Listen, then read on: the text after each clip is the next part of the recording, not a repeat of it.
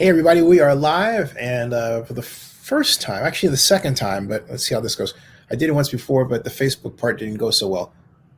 I'm doing a dual live broadcast, and in about less than 5 minutes, I'm doing a dual live broadcast, and in about less than 5 minutes, NFL Commissioner Roger Goodell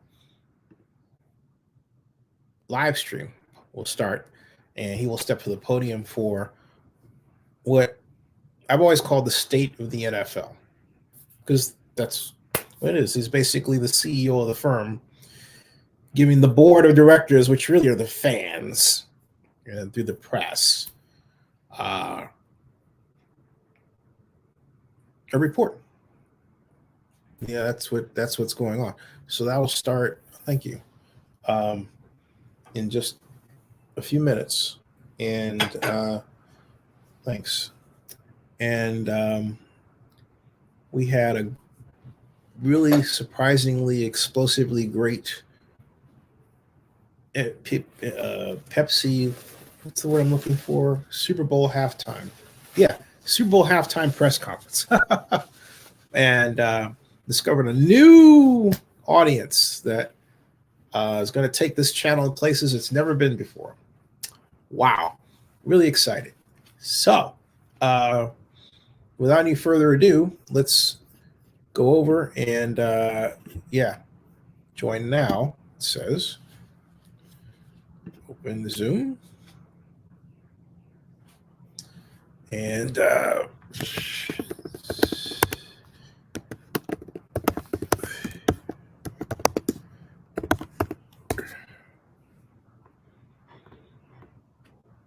there. Okay, so there's the NFL logo. And we will go back to StreamYard and make sure that it is centered, so that you can see it. And voila, there it is. So like I said, we're early again. Kind of nice to be early. It means I can take a sip of coffee. I haven't had coffee all day long, folks. Ooh, and I feel it. My head, you get those caffeine headaches. Oh my Lord. Oija boija. And when I say caffeine headaches, I don't mean caffeine headaches from having the coffee. I mean caffeine headaches from not drinking coffee for a while. I get those. I got one now. Okay, let's go back to, this is hot. Let's go back to, so we don't get caught off guard there, because any second now, that logo will go away, and my guess, podium will come up, because I believe they're using the Tampa Convention Center, even though they're socially distanced and a lot of people are virtual. So any second now, that'll pop up, and you might note, I've got my hand raised. Sometimes I get called on, sometimes I don't. But the whole purpose of this really isn't so much for me to get my ego fed by being called on. It's to bring you hear that? Scenes that you wouldn't normally be able to see. Stuff like this in a normal Super Bowl. Your attention, please. If we can begin taking our seats, your program is about to begin. So if you want to take your seat, we'll get assembled here. I'm confused. Wait, where am I? Is that a super spreader event? Oh my Lord, I hope not. Oh no. I'm glad that's why I'm glad I'm not there. That's why I opted for the NFL virtual option. Okay, if you could take your seats, just a quick reminder of how we're going to do this before Judy comes back on air. Open air, look at that. I think she's off here. So we will welcome about 2:03. We'll have Steve Weiss will take a seat here. He'll welcome our TV audience as well as our virtual audience. We have microphones in the back, we have Taylor and we have Sam from our staff. They're going to help arrange you. Taylor. We'd like to do it arc style, so 2 by 2. If you could line up when you're ready for your question. We'll take a number of questions from here.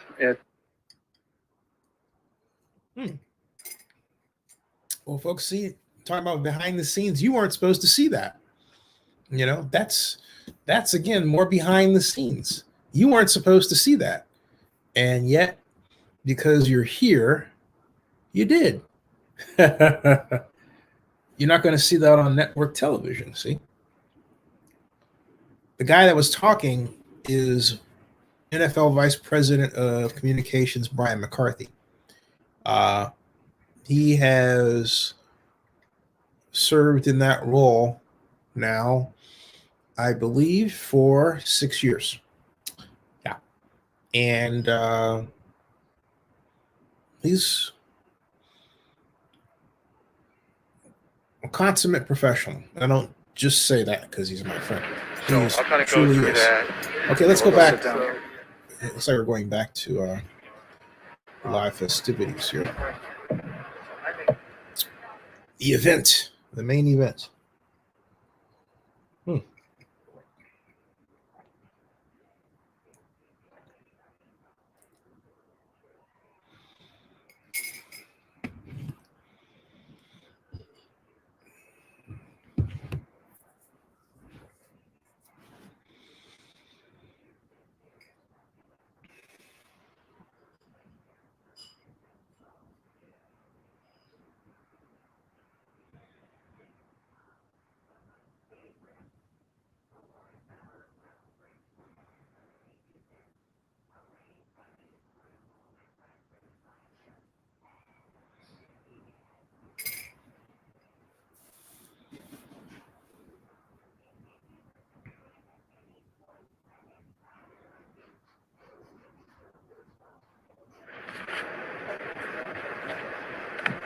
Okay, here we go. It's 2:02. Any second now, that logo should fade away. Or just go away. Who you got for the game, by the way? I think the Bucks are going to win in an upset. I said years ago, I'll never again bet against a team with Tom Brady at quarterback. Of course, that was the Patriots. Yeah.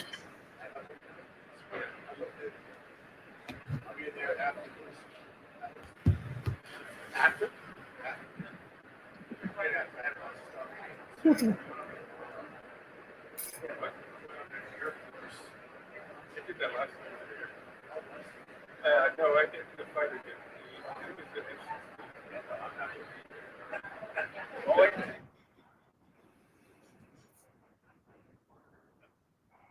Good.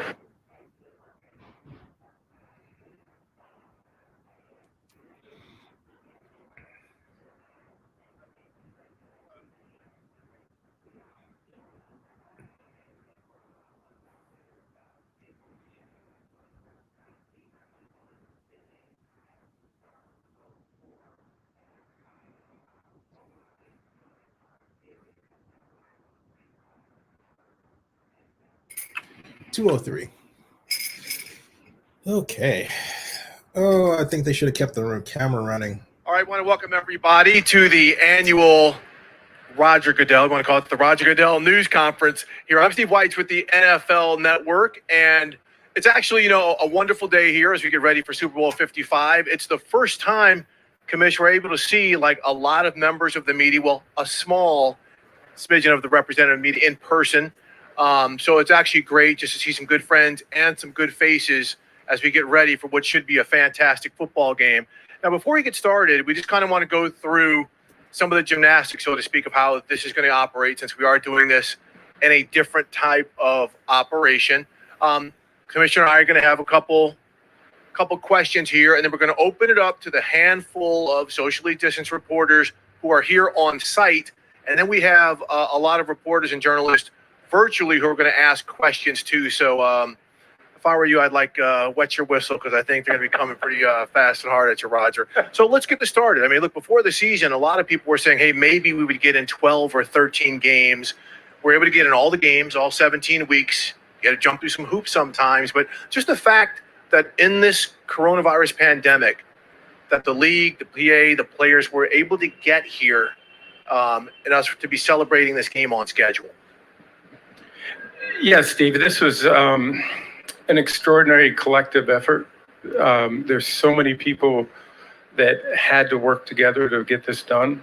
There were doubters, obviously. There were people that didn't believe we could do it. Obviously, we had a lot of unknowns ourselves, but we believed that staying on schedule and working towards trying to get 256 games done, as we sort of say shorthand, avoid the asterisk. And I think we were able to do that, but we still got a few days left here. So we're focused on making sure we finish out strong. But between our medical team, and Dr. Sills is here, all the experts that he brought together to help us to put the plan together, the players and the coaches and the clubs that did so much to implement those protocols and the intensive protocols and adapt throughout the season. And I think that's the big thing for us. We had to adapt at every stage, just like everybody else, just like the media, everybody else in this society. This was a year where we were all challenged. We all had to adapt, and we had to find innovative solutions to challenges. And I couldn't be prouder that the NFLPA and the NFL worked together, and I think unprecedented fashion, to be able to find those solutions together. Not only did we negotiate a 10-year CBA that was approved in March, literally the day of that, we started discussing about free agency and how free agents in the offseason would go forward. So it's been a lot of change, but it's also rewarding on that front. And the sacrifices that our players and coaches and everyone made, their families, is just extraordinary, and we're really proud to be here. You did say we have a couple games to go. You know, schedule-wise, we are at the finish line with the Super Bowl. And the other day, Anthony Fauci, Dr. Anthony Fauci said that he wants to encourage people how to watch the Super Bowl and how not to watch the Super Bowl. Don't have massive gatherings, don't do screaming and things like that. But what is the league's, I guess, messaging towards that, seeing as though the head of the infectious control and the advisor to the president is saying to tamp it down because we've seen gatherings are basically super spreader events? Well, listen, we hope that we were in some ways representative of doing things the right way this season. We worked with the CDC, we worked with the White House Task Force, we worked with all the medical experts to make sure that we were, focused on how to do this safely for everybody. And that includes our fans. We had 1.2 million fans this year, and we were really proud of that because we did it safely for our fans too. So the same goes for Super Bowl Sunday. We want our fans to be safe. They need to be smart. They need to wear their PPE. They need to be gathering in small groups. We worked with the CDC about their advice that came out last Saturday about staying at home and doing it with family and household members. And we believe that's the way it should happen. We're all going to enjoy the Super Bowl a little different this year. And Sunday won't be any different. Great. And before we get it out to the audience, one last question. It's different here, right? There's not the big events. There's not the parties. There's not the concerts and the tentpole events. But what about the way the city of Tampa has been able to adjust on the fly to host what is typically just an incredible, massive event that lasts for days and days? Well, they've been incredible, and I know some of the Super Bowl host committee guys are here. I know Will and Rob are in the back. The mayor, the county, Derek Brooks, who's been extraordinary also. They've all worked together to find solutions. And at every challenge, as we looked and we challenged them, they came up with solutions. And so this community has done an absolutely extraordinary job. I'm always cautious of saying that until after we get everybody home and out on Monday.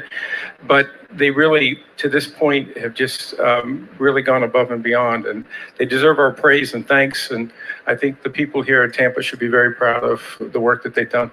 I think they really should. It's been a really interesting kind of setup here. So, all right, Roger, I think we're done up here. We are going to turn it over to the reporters that are out here in the audience. So remember, please introduce your name, your affiliation, and fire away. Hi, Roger. It's Lindsay Jones from The Athletic.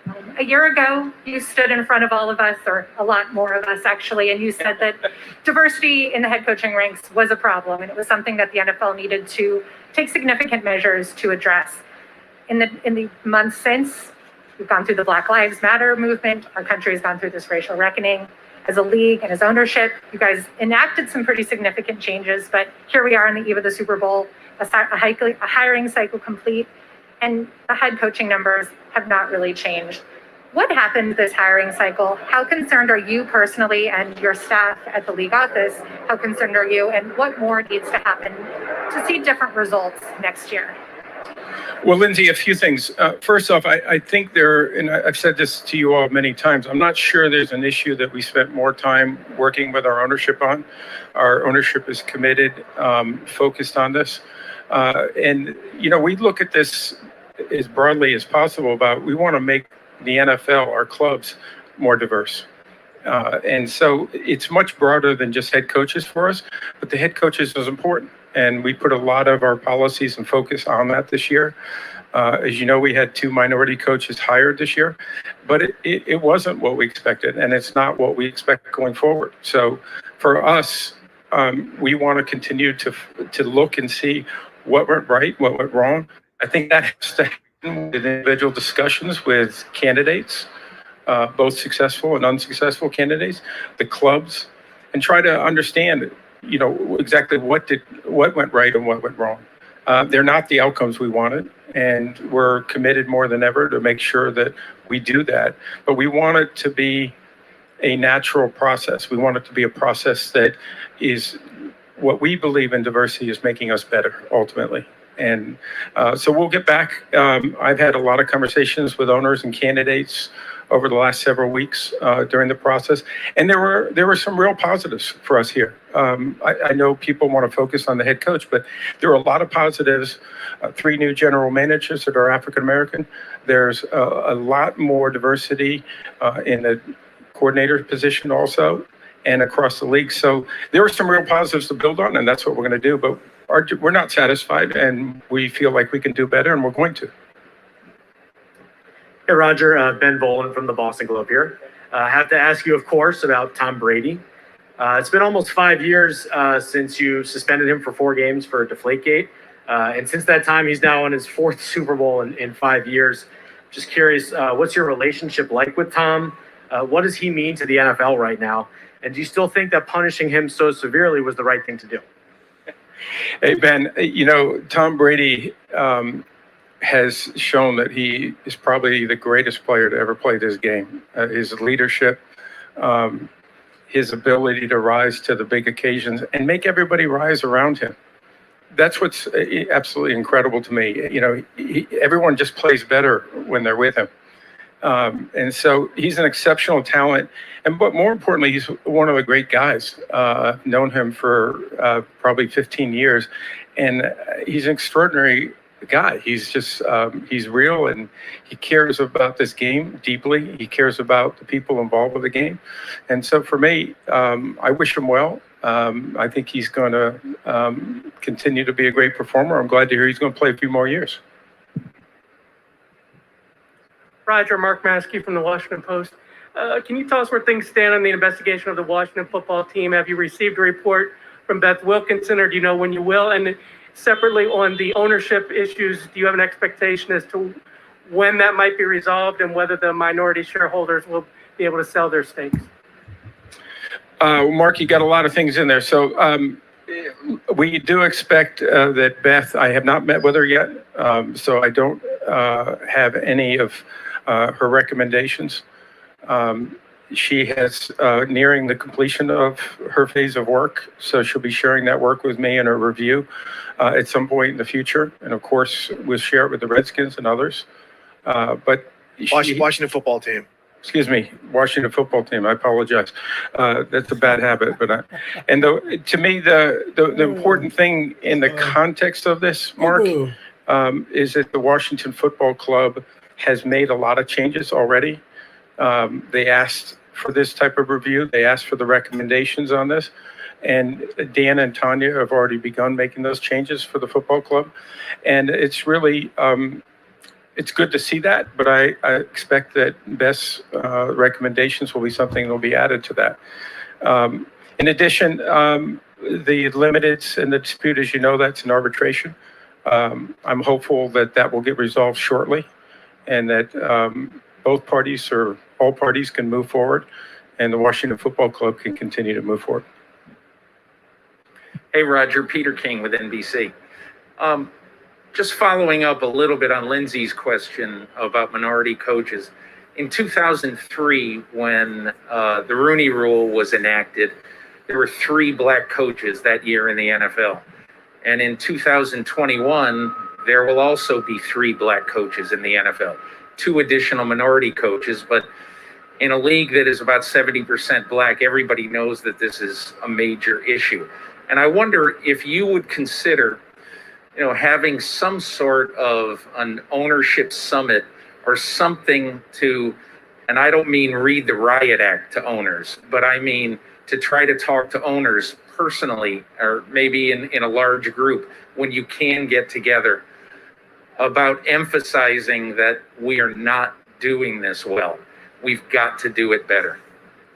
Peter, everything you just said there, I've said on multiple occasions this year. As I said to you in response to the question Lindsay asked, I'm not sure, other than the February meeting where we discussed the labor agreement, that we didn't raise this issue and the importance of doing this better, considering policies to help us in this case, and enacting policies, and the ownership shown their commitment in that. So the answer is yes, we'll have more discussions for sure, both individually and collectively when we can get together. But that doesn't stop us. We've been doing it on Zoom. We've been doing it individually. And the committee has been very active too, chaired by Art Rooney and several owners that are on that committee, and continuing to look, what are the changes we still need to make? And I'll reinforce again, while we may be disappointed in the head coaches, at the end of the day, there are a lot of positives here that we need to build on and we need to continue to make progress on. And that commitment is there. Hey, Roger, Jarrett Bell, USA Today. How you doing? Good. I'm interested in how the NFL will roll out of this season of playing through a pandemic, and would like for you to detail how you envision the offseason in the league to proceed. And also to that end, next year with the preseason. I know there's been a lot of discussion over the years about scrapping the preseason. We didn't have one this year. And then more specifically, NFLPA President J.C. Tretter has suggested that the NFL do away with the OTAs and the organized practices during the offseason. Would you support that? And how will you process all of these things that you've learned this year moving forward that might be implemented? Well, Jared, a couple things. First, I think we've proven that working together between the NFL and the NFLPA, that we've been able to put our differences away and aside. Not that we didn't stick to our core principles and do the things that we think were important, but we were able to find those areas of common interest and look past those differences to solutions. And I'm confident we'll be able to do that again. I think the challenges that are in front of us, I can't identify all of them, but my guess is right now, they're less than where we were last year because we've had the experience of the last 6 or 7 months. And I think we have learned a great deal. So we want to look at the data. We want to look at the information. It's not a time to be taking positions publicly. It's a time to be able to look at that data and then sit down and talk about it with respect and understanding and try to get to the right outcome. So from that standpoint, I expect the offseason, we were already started on that. The combine is already going to go through significant changes, which is just a few weeks.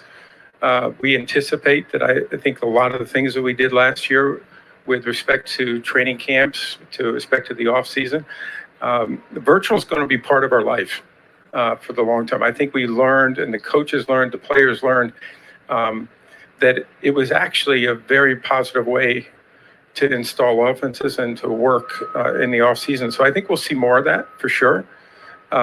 But I also believe, our coaches feel strongly, and, we'll talk about this with union, that there's value in the training camp. There's value in practices. There's value in having preseason games where you can develop young players and give them the opportunity to get better as football players. The veterans may not need that as much. So those are the types of things I think we'll balance as we come in to the off season, and I'm sure we'll come up with solutions for that. Hi, Commissioner. Jenna Lane, ESPN. Back in August, 2 former players filed lawsuits claiming that the NFL was discriminating against Black players when it comes to concussion-related claims.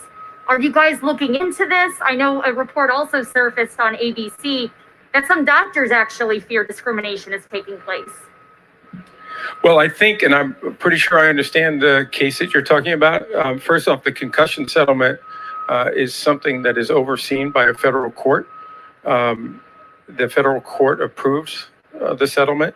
The federal court is overseeing the operation and implementation of that settlement. And we are not part of selecting the clinicians, the medical experts who are making the decisions on a day-to-day basis. That's done by independent clinicians. And so, obviously we'll work with the court. We'll continue to see if there are changes that need to be made, but those will be determined by the court. Hi, Roger. Rob Motti with the Associated Press. Before the season, you delivered a message that was widely interpreted as an apology to Colin Kaepernick. Looking back now, how do you feel that Colin's career seemingly ended because of actions that are now being embraced, but initially were viewed negatively? Well, I would tell you that, I said very clearly back in June that, we wish we had listened to our players earlier. That was, and we had a lot of players that were coming and bringing these issues to us. And it didn't start last summer. It started over 2 years ago, and we've been working with the Players Coalition over that period of time.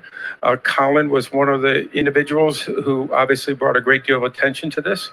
And for that, he deserves our recognition for that and appreciation. But there are a lot of other players. And actually, many of the demonstrations started back in 2014 with Ferguson. So from our standpoint, we now, I think, have a platform and an ability to work with our players to address those issues that they've identified in their communities and our communities that we can help and we can address. And there's a commitment on behalf of the entire ownership to that, not just financial, but more importantly with our resources. And we'll exceed that. And I think the players deserve a lot of credit for that. And I think the clubs do for supporting that. And we look forward to making a difference in our communities. Hi, Roger. Judy Batista from the NFL Network. Given where we are right now and what you anticipate about the continued rollout of the vaccine, how close to normal do you expect next regular season to be in terms of fan attendance and also in terms of the need for protocols for players? Judy, I wish I knew the answer to that. One of the things that I think I have learned and I think all of us have learned is try not to project too far in advance because it's difficult to do. Go back to last March and early April, trying to project what the environment was going to be like from a safety standpoint and where the virus and the pandemic was, even to the draft 3 weeks later. That's when we made the determination we needed to go virtual. We need to be prepared to do that and make the decision as we got closer, whether it was safe and the appropriate thing to do. I think that's true with everything we do, is wait as long as you possibly can, be prepared for the uncertainty and find solutions, work the problem. And that's what we've done. I don't know when normal is going to occur again. And I don't know if normal ever will again. I don't know if anybody here can do that. I know this. We have learned to operate in a very difficult environment. We have found solutions, and we'll do it again. And that's what we believe is a lesson for us this year, is the relationships that will, I think one of the most impressive things to me and meaningful things to me was hearing clubs in the NFLPA say, our relationship has never been stronger. the communication and the fact that we're all working together as a team, and I interpret that as a trust that's built here, will help us going forward. And it'll be really the long-lasting legacy, I think, of this season ultimately. Roger, Sam Farmer of the LA Times. Next year's Super Bowl presumably will look much different than this one. It'll be in Los Angeles, which hasn't hosted a Super Bowl for 29 years. It'll be played in a stadium that will be at the end of its first season with fans and in the shadow of NFL media. How do you assess the challenges and opportunities of a Los Angeles Super Bowl? Well, Sam, I haven't given an awful lot of thought to that because I'm still trying to get through Tampa, to be honest with you. But, that facility, I was there for the kickoff game, and it was the first time, obviously, being in there for an event. And it is remarkable, not just the facility, the stadium itself, but the surrounding area. And we're really excited about being there. We think that stadium is obviously going to set a new standard in the world. And so to bring our Super Bowl there will be exciting. Again, I don't know what the environment's going to be like by next year. We'll be prepared for that. We hope it'll be filled with fans, and not just in the stadium, but around the stadium and enjoying the facility. And we will be back to more of a normal cadence. But safety has driven everything we've done this year, and safety will drive that decision as we approach it, making sure that we keep, obviously, the participants as well as fans and other safe through that process. Hey, Roger, Sal Palantonio, ESPN. Hope you and your family are doing well. Thank you. Yes. Yes, thank you. Good. Roger, it's been an enormous undertaking to get to the doorstep of the Super Bowl, but you've had some challenges, obviously, along the way. And I wonder if you would take us behind the scenes to those meetings and discussions that you had when you had outbreaks with the Titans and the Ravens and the Browns. And, those moments where you talk to your staff and perhaps your family about, am I doing the right thing here? And was there a moment where you said, maybe we should just call a timeout to this season? Sal, we really, we didn't wait for those outbreaks to have those conversations. That was part of putting the protocols together, and the teams working together with medical experts that were specializing in infectious disease and really could give us insight, as well as the staff that just did an incredible job of adjusting at every stage. Sure, those periods of times when you're not sure and you can't get a handle, particularly, it started in Tennessee where we weren't sure how to control this, what was causing this. Those were some anxious days. There's no question about it. But we believed in our medical experts. We believed in the protocols.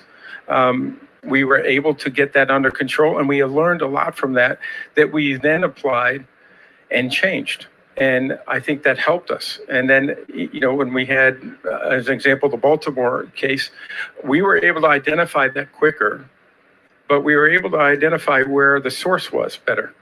And then every stage we learned from that in being able to identify this and isolate. So our whole concept here was not to avoid positives. We knew that was not possible when you're dealing with 7,500 people in our system. Essentially, we're being tested almost every day. That was not going to happen. But the idea is to test frequently, identify when you have a positive, and isolate, and make sure that we trace that properly to identify people that may have been in close contact. And that's where we really learned, in addition to some work with Yale, to be able to identify how the spreading occurred. And that's where we really felt the confidence that we could do that, and we could be in a position to keep our personnel safe at all times. And Dr. Sills makes a point all the time. We don't think there was a safer place to be than in NFL facilities this year. We never doubted that for a second. You've got human behavior here. As Dr. Sills likes to say, that the protocols are simple, but they're very difficult to execute on because there's no margin for error.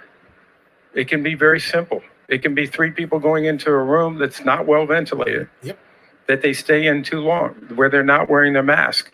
And you have a problem there. And so I think our personnel started to learn that, is that, we weren't going to compromise on safety, which we never did this season. We did not put competitive issues ahead of safety. We put safety first. And when we had those safety issues, until we could control that, until we were certain that we were not going to put any of our players or coaches or other personnel at risk, we weren't going to put them out there. And that's what you had in Tennessee with the delay. That's where you had the delay with Baltimore. That's where, you saw it in Cleveland where, the head coach couldn't participate because it was in violation of our protocols. So again, safety was driving every decision we made. And we talked about that throughout the off season, into the season. And I think, and this is where I'm incredibly proud of our staff, our clubs, there was never a question that we were going to implement those protocols to the highest standard possible and keep our players safe and our personnel safe and never compromise on that. And it did not happen. And that to me is what, to see our group come together and find solutions for difficult problems is something that I'll always be proud of. But when those stories started to come back to you and you had those anxious moments, what was that like for you to have to make that final decision on some of that stuff? Listen, it's never good to make decisions where there's so much uncertainty, right? That's the hardest problem we had this year, is you had so much uncertainty. Decisions are easy when you have certainty and you know that this is going to happen, this is going to happen. What was difficult, during the season was trying to manage things where there was a lot of uncertainty. But what we could do is we could determine when it was safe and when it was not safe. And we did not proceed when it was not safe. We were able to understand that, and until it was controlled, we didn't move forward. And, we were down to the final days in that Pittsburgh-Baltimore game. Had that not cleared on that Monday afternoon, Tuesday morning, we probably would not have been able to play that Wednesday game. And we may have had an 18th week at that point. But it did clear. Our medical people were exactly right. We were 24 hours later than we thought. But that's the kind of decisions that, we were able to find solutions to give us that time to make sure that the safety issue was addressed properly. Hi, Roger. John Romano with the Tampa Bay Times. You were very complimentary in your opening remarks about the work that the host committee has done in staging this event in some challenging conditions. Given that communities vie to host a Super Bowl for the economic benefits that it brings, Tampa Bay is going to lose a lot of those benefits because of the lack of travel to the community this week. Given those circumstances, would you anticipate that Tampa Bay would get special consideration when it comes time to choose host cities for future Super Bowls? Well, I never want to get into specifics on that because it's ultimately an ownership vote. But I think everyone knows the unique circumstances that we face this season. They also know how extraordinary Tampa has been in working through that. I think that'll be a big consideration in their minds when they do sit down and vote. We recognize that it may not be the full extent of economic benefit, but in some ways, I think this whole pandemic and this ability to work through this is really going to be a reflection on this community's can-do attitude and how they get things done. And, they never wavered about moving forward with this game. And they've never looked forward and said, we want to have a game in return. Those are the kind of people who make this world special. And I think the NFL will recognize that going forward. Hey, Roger, Albert Breer from Sports Illustrated. Have you guys worked on any sort of standard as far as what it'll take to start to loosen the protocols? And how would the vaccine play into that? Albert, we really, listen, we're proponents of the vaccine in the sense of, I think we all have a valuable role as a league to endorse that. I think we're doing that here with 7,500 vaccinated healthcare workers in the sense of saying that's important for the health of our communities. Medical experts are telling us that. And so we want to support that. We have supported that. We said many times we're not going to jump in line. We think that the priorities that are established by the health experts to get the frontline workers and others, teachers, vaccinated are things that are necessary. So we never relied on that. We stayed with our protocols, and we didn't rely on vaccines. It's too early to say whether the vaccines will be part of the solution. We expect that they will. We hope that much of our society will be vaccinated by the summer because it's in the best interest of our country and the health of our people. So we'll adapt, and if our protocols have to adapt to that, we will. Roger, Tom Pellicero, NFL Network. Albert stole half my question, but I'll ask it anyway. I'm curious at this early stage, till 7 months out from the 2021 season, based on what you're hearing from your medical experts, do you anticipate unvaccinated players participating in games in the 2021 season? And in terms of fans, is it a viable option to have only people who are vaccinated attend games next season to expedite the process of getting back to full stadiums? Tom, listen, it's far too early to get into that because we don't have answers for that at this stage. They're just questions, and I don't have answers for those today. There are things that we will work on. We'll work on with the Players Association on many of those and all of those. But we also will work with local health officials and medical experts to make sure that if we do have opportunities to bring fans back into the stands next year, how do we do that safely? And, we do that at 1.2 million fans got to attend an NFL game this year safely, without any outbreaks or any root cause that and attending those games caused a health hazard in the community. So we're proud of that, and we're going to build on that. Okay, great. Now to go to this is the world we live in portion of this news conference. We're not going to go virtual. So we know all the Zoom lingo. So all of those are going to be asking questions virtually. Let's go through our Zoom rules. We're going to use the raise hand function. Keep your video and audio off until you are called upon. Okay, are we gonna be able to see these folks here? All right, so let's open up the screen here, and Richard Graves, our good friend from over in London at Sky Sports, you are up first.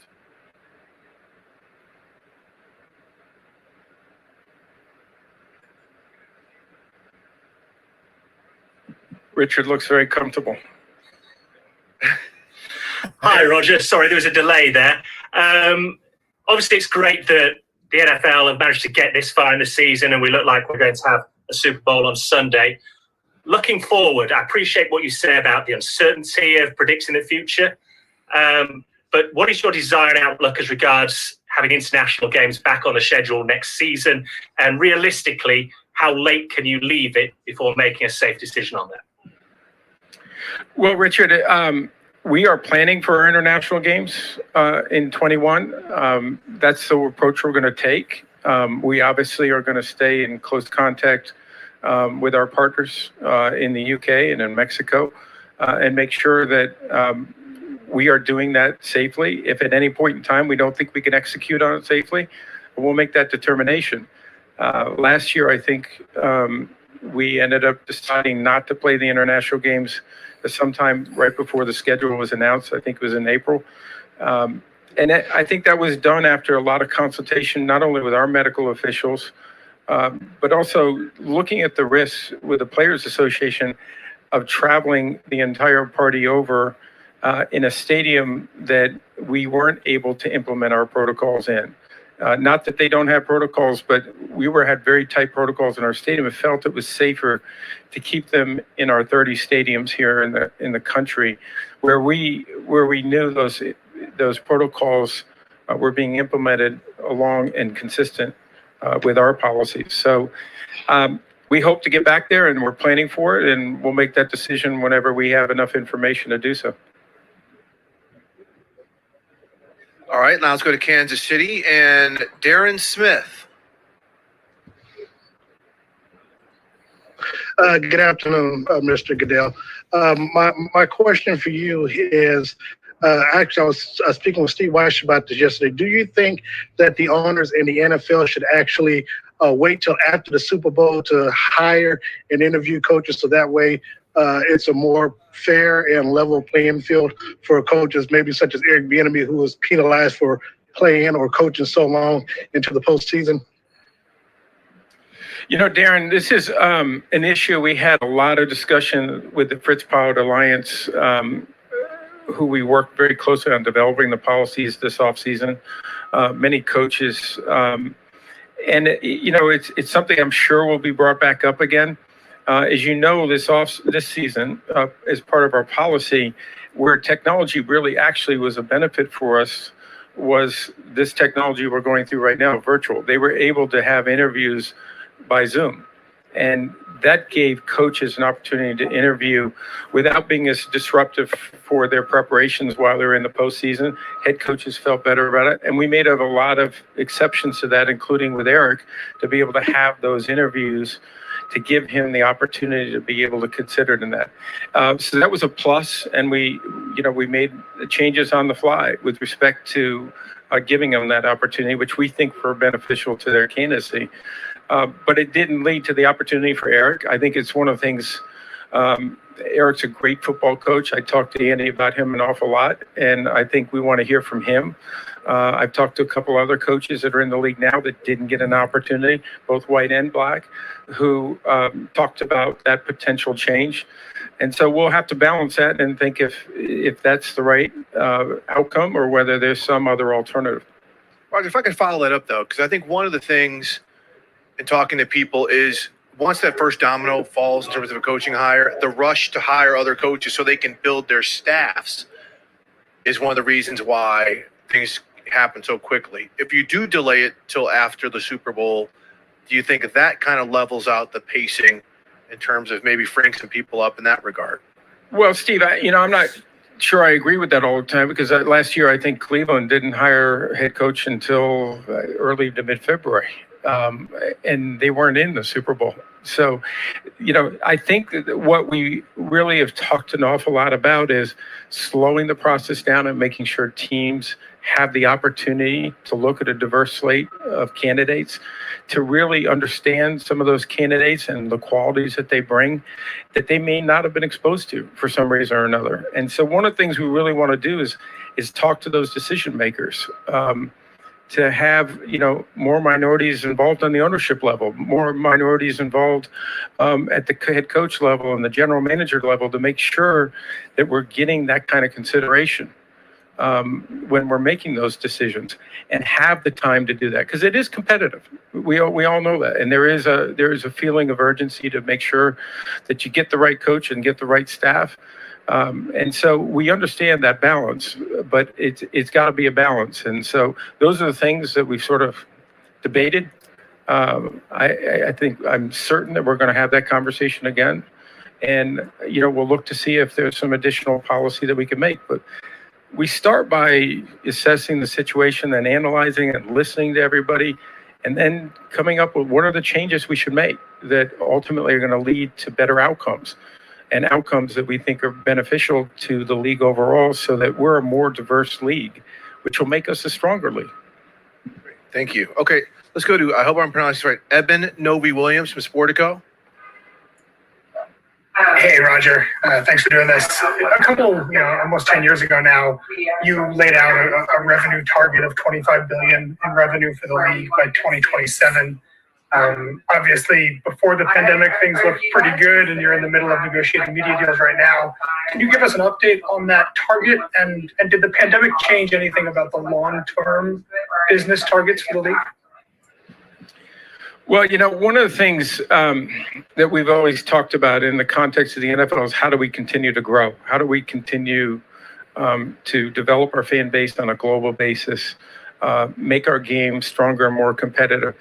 And continue to grow revenue because that's part of our partnership with our Players Association too. They get a percentage of that revenue. I would tell you that in my personal view that in environments like this, stronger organizations and stronger brands get stronger in environments like this. I believe the NFL has and will. I think there's a flight to quality when you get into circumstances like this. And, you look back at the season, we talk about just being here and playing. but we are playing at the highest level, and maybe with a degree of competitiveness that we've never seen before in the NFL. It's not just that we're playing at an extraordinary level. The highest scoring season in our history. Incredible young players, incredible veteran players, as we're seeing in the Super Bowl. We're seeing competitive games, even with high scoring, that we've never seen before. 70% of our games are within 8 points.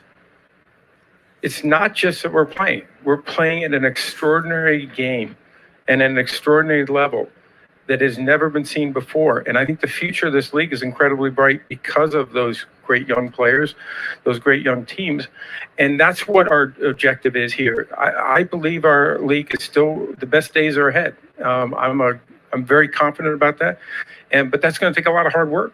And it's going to take the partnerships that I think we were able to strengthen this year. And I believe that's going to be part of our success going forward. It's a great jumping off point because we're done with the virtual aspect of this.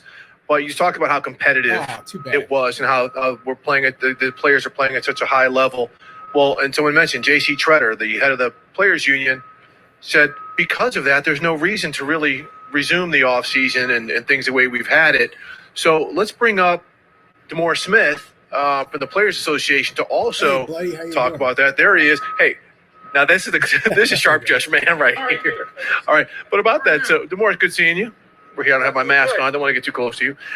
But just, about that, you heard Roger, what he had to say about you guys have to really assess the data, how to proceed. What's the take from the PA? Folks, Well, the first thing is I'm going to manage to get through this holding the shield without it exploding in my hand. But, look, we've done a lot of things together this year that we've never done before.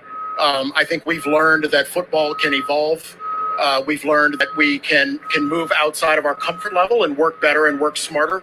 So we're going to look at a lot of data. We're going to look at the issues that our players have told us about how they feel about the game, how their bodies feel, how their minds feel. I heard Roger earlier. When you think about a season in a pandemic where we've set scoring records, and we'd also look at the fact that penalties are down, it tells us a whole lot that we can always learn to work smarter and work better. And by the way, what a great message for the country, right? Absolutely. Okay, Dee, we got a question for you from Mark Maskey of the Washington Post. For both of you, when you look at this relationship over the years and trace it and everything that's happened, and then look at it this year, from the CBA through all that you've dealt with to get through this season, how do you think that relationship has it changed and evolved? And sort of related to that, Roger, do you expect the owners and the league to exercise their option for a 17-game regular season starting next season? Well, I'll start off. Look, we've had our dust-ups in the past. I know it's hard to, they're just a few. But, this season, it really took all of us to get through this. And I'm really proud of the partnership that we have with the NFL. I'm proud of Tom Mayer, Dr. Sills, Larry Ferrazzani, Sean Sansavari. Look, between those four people alone, they carried sort of the yeoman's weight of getting us here. And we have a fantastic business, a great game that we only are able to do together. So I think the way in which relationships evolve and progress, again, using your words, I think the best days of the NFL are ahead of us. Yeah, I'd agree. Listen, like any relationship, it evolves.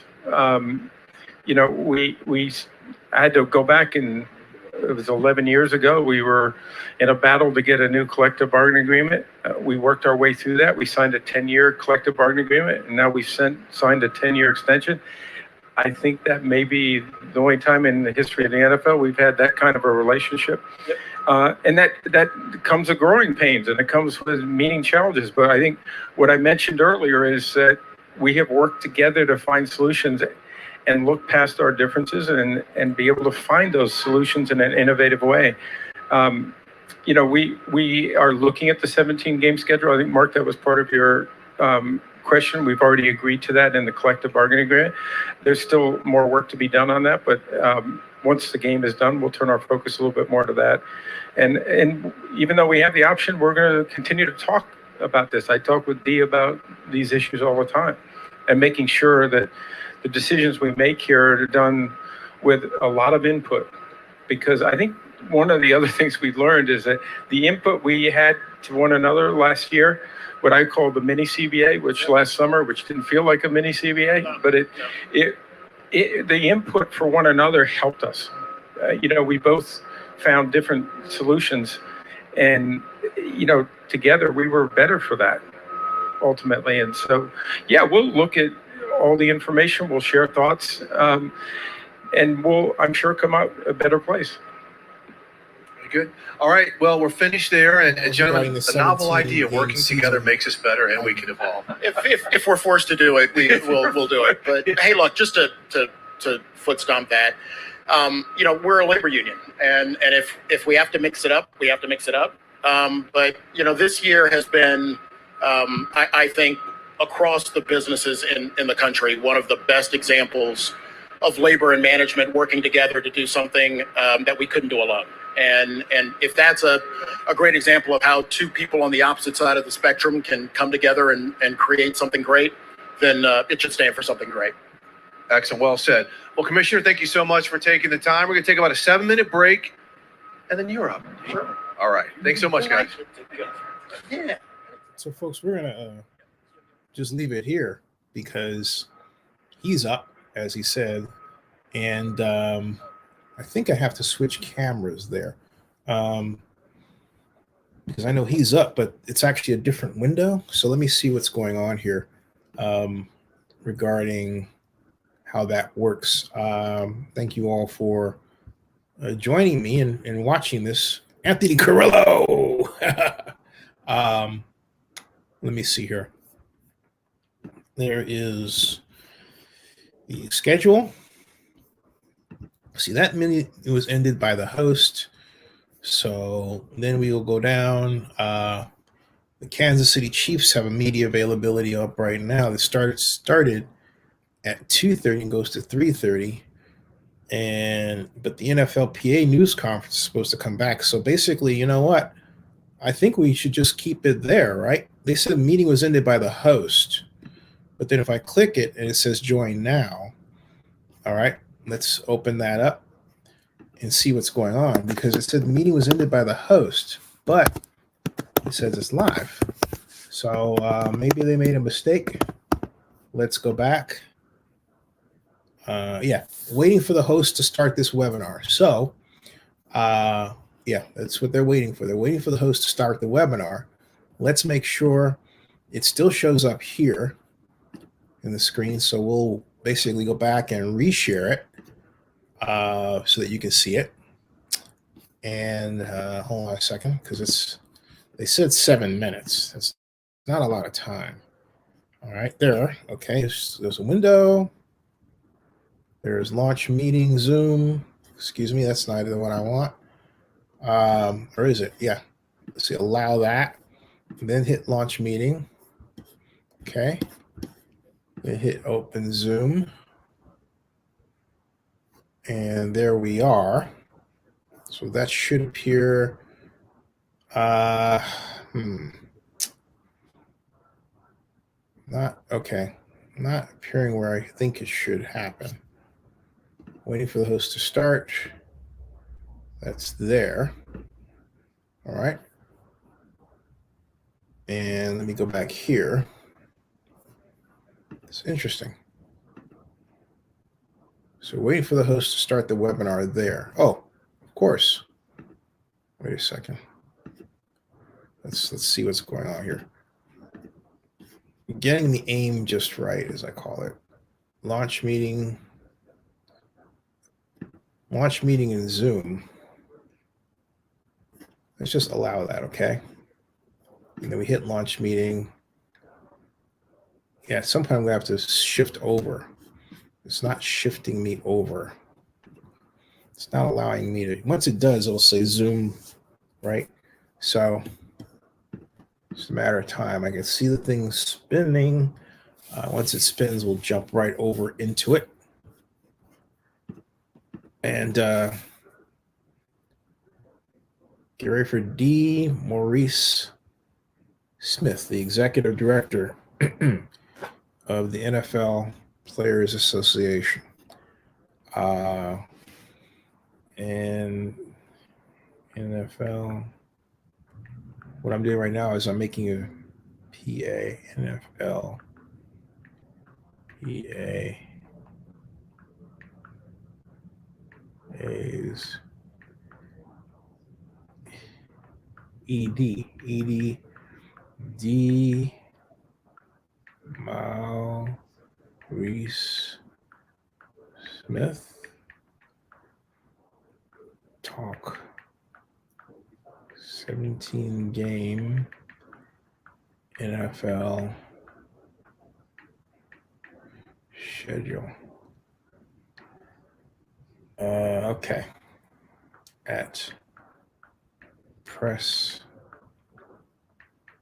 conference. Got it. Okay. And oops. There that is. I'm making a YouTube video. I'm putting it up right now. Let's see here. Location. Nope. Oh, title too long. Of course. Press con. Wait a minute. I could say presser. All right, just upload. There. So that's uploading.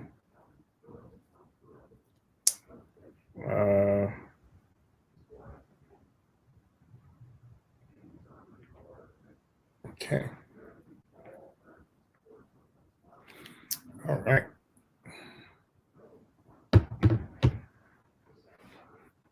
Still waiting to start this thing.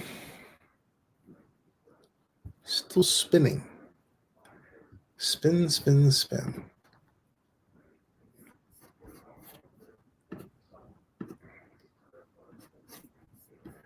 Let's try this again. Something says join now. All right, open Zoom.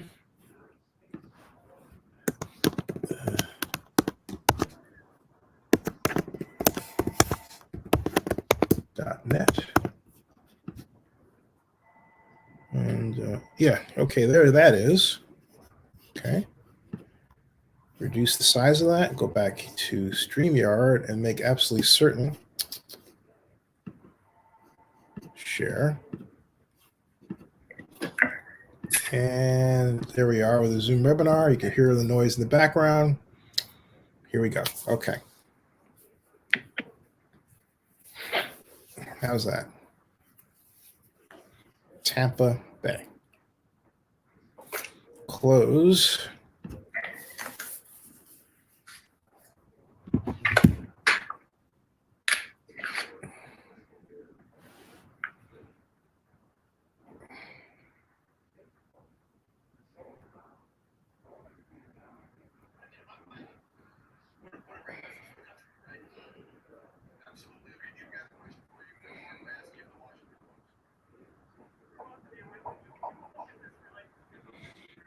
Okay. No action there. Our network's wondering how long you can go. I don't want to be longer than 30 minutes. They can look. Tell them they can bail out whenever. No. Yeah, just bail out whenever. Not you like, on set computer-wise? Yeah. Gentlemen, can you guys hear me okay on the Zoom? Yes. Yeah. All right. Nice to see everybody's faces. What a crazy year. Here, let's do this. Messed up. Asked about a press conference. Hold on, let me plug these in so we don't get. So we're going to be doing combo virtual / in-person moderation. JC, what's up?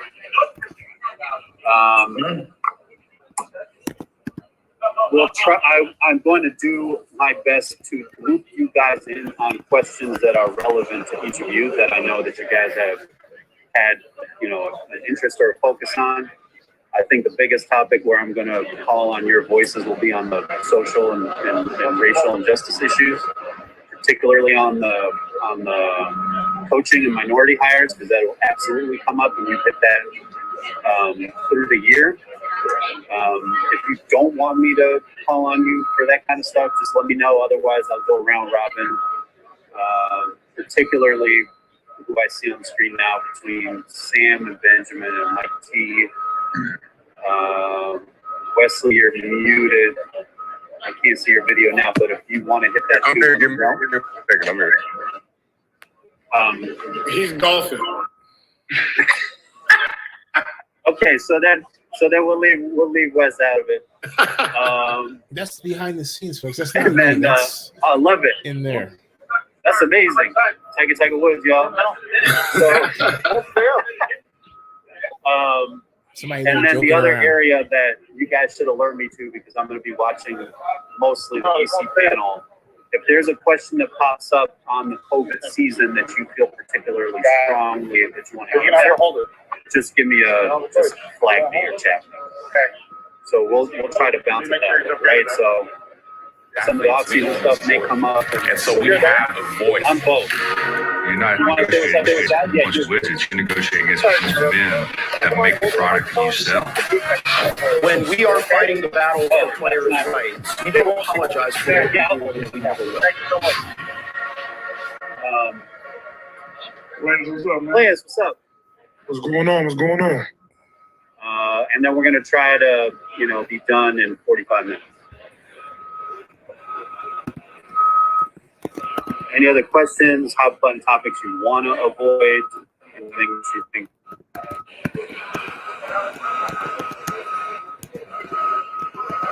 Okay. We are live. Okay. Okay, so we're live. I'm going to mute myself. We are live. Let's go. Mm-hmm. What's up, fellas? Good, dude. Oh. We're on the live stream now, so anything you say is broadcast to the internet. Okay. All right, let's go. You're just watching? Okay. Tom, you want to ask the first question? Thanks for joining. All right.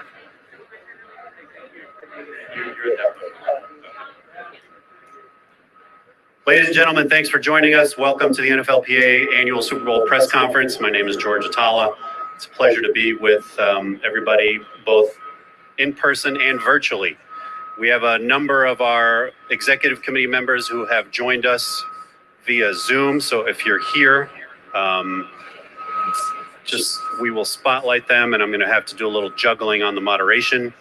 Thanks to everybody who made the trip out today. I think we're going to turn it over to our first speaker, NFLPA President J.C. Tretter, who's going to make a few remarks, and then over to Dee, answer your questions, present our Alan Page Community MVP Award, and hopefully make it to Sunday. JC? Thanks, George. I appreciate everybody being here today. I just want to start with thank yous, and with a year like this, it's a little bit of a long list, but personally for me, I want to thank my family, my mom, my dad, my sister, and my wife, Anna, who from the get-go, a little under a year ago, was extremely supportive of me running for this position and these responsibilities. And through a long and grinding year was just an amazing sounding board and a terrific partner. And then I want to thank the executive committee for their leadership, their participation, and their perspective. And for the new members, I'm not sure anybody was exactly ready for what COVID was going to throw at us this year. And that probably goes for the members that returned to the executive committee. But we were thrown into the fire. And I am extremely proud of the work we did to serve our members. To the staff, thank you for your continued work in defending and protecting our players. And Dee, with how things went down and the timing of everything, we had to get to know each other pretty quickly. And watching the work you do to protect our players and defend our guys, it is very much appreciated. And then with a year like this, I want to thank everybody who stepped foot in an NFL facility this year. We knew this was not going to be easy. Our goal from the start was not just to start the year, but to finish it and crown a Super Bowl champion. And to do that, we knew everybody needed to buy in, everybody needed to comply to the protocols, and everybody needed to look out for one another. And a group that doesn't get spoken about enough is our players and our staff's families, who as well had to buy into those protocols and live their lives differently away from the facility in order to protect their significant others, their parents, so they could then go to the facility and keep their colleagues and teammates safe. That leads us to what feels like an eternity ago, and that's the fact that we passed a new CBA this past year. And in that deal, we gained a lot of things, some highlights. We gained a greater share of a growing pie. We reached back to former players, as we have done in previous CBAs. 700 former players now will qualify for a pension with a new vesting standard. And 10,000 former players will see an increase in their pensions. And a goal we set out to do in 2019, we wanted to help our core players. And we did that by drastically increasing the minimum salaries of our players. One thing probably nobody knew at the time when that CBA passed, but we learned quickly after, was it gave us a platform to negotiate the COVID amendments that were necessary, both financially and the health and safety, in order to get this year off the ground. And to do that, we needed help from our player leadership. And they were involved in the discussions, the negotiations, and then the decision-making on how exactly we were going to have a NFL season, a contact sport in the midst of a global pandemic. We are not out of the woods yet. The rest of the world and the country continue to wrestle with this virus. And we need to expect to do the same work we did last year and come together and deal with issues we've already spoken about and new issues that will come up in order to prepare for next season and seasons ahead. COVID forced us to do things differently this year. We made up new rules, we changed old ones, and we showed that we were forced to prepare differently, and we showed that we could prepare differently. And another thing we'll be tasked with is coming together as leaders, looking back at those changes, at those new rules, and figuring out which of those shouldn't just be there to combat COVID, but instead should stick with our league long-term for the betterment of everybody involved. And the way we have those discussions is by having our player leadership. And we made sure not to let COVID throw off our democratic process. We made sure to go and we elected reps for all 32 teams in the fall. And I'm looking forward to going through these issues with those men, and I'm sure new issues that will come up. We need our player leadership and our player membership to stay engaged and involved in our process and our thoughts. This was an amazing year for player engagement and player involvement with everything that went on. And we know that the strength of our union comes from our player voice. And I think the perfect example of that would be the hashtag We Want to Play this summer, where over 400 players stood up and demanded the necessary protections for themselves and their teammates. In the end, our union is strong, and there is surely uncertain times ahead. But if this season has proven anything, it's that an informed and engaged player leadership and membership, we can both defend what we have as well as push for the necessary gains in the future. Well, the pleasure that I have as the executive director of this union is really reflected in the words from JC. In any given year, the fact that we signed a new collective bargaining agreement for another more than a decade of labor peace would be the leading story. As you all know, the leading story, of course, is the fact that we've been able to pull off 256 games, heading into one of the greatest sporting events in history during a pandemic. All of that comes down to leadership. And for our executive committee members, our president, just a tremendous amount of thanks. A lot of people out there don't really realize what it means to be a union, and certainly sometimes don't understand what it means to be a leader in a union. It is a tremendous amount of pressure. And while I love everything that our men do on the field, I will never love anything more than the fact that they have stepped up to the plate to be union leaders.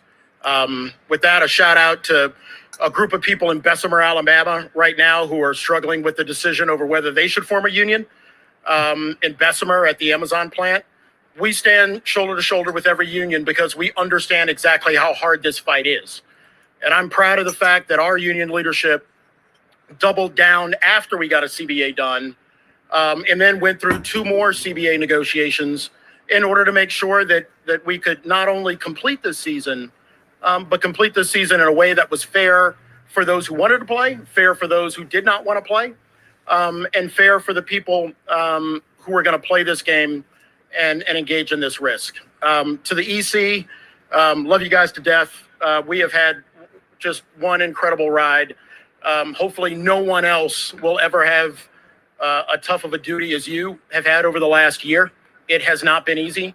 JC mentioned a lot of people, but he's been the first COVID president.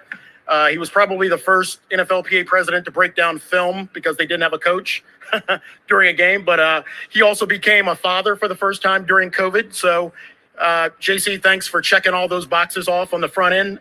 We appreciate it. But seriously, for all of the members of the EC and for the board, thank you very much. It's been an incredible year. To our NFLPA staff, I mentioned a few of them during our joint conversation with Roger earlier. Our medical team, the NFLPA staff, done an incredible job leading us through this. Proud of them. And then to a special group of people, and I'm going to take a little bit of pain and mention everybody's name.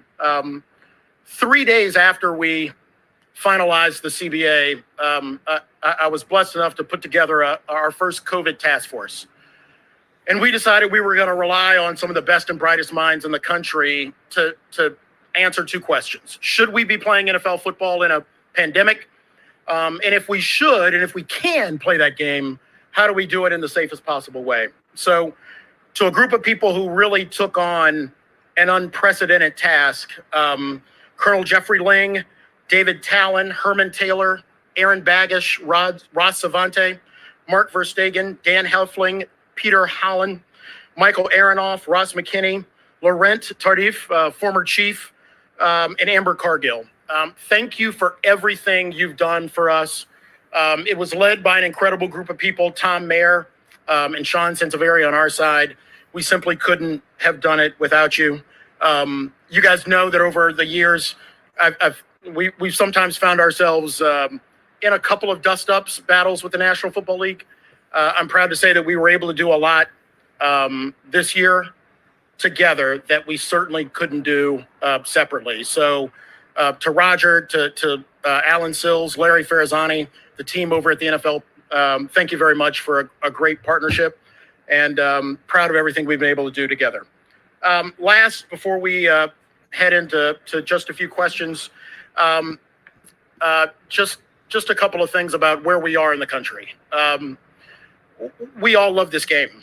And we love the fact that our players can work as one critical part of the partnership to produce something on Sundays, I guess this year, sometimes Mondays, sometimes Wednesdays, that we can put on such a great story and narrative that feature the players of the National Football League.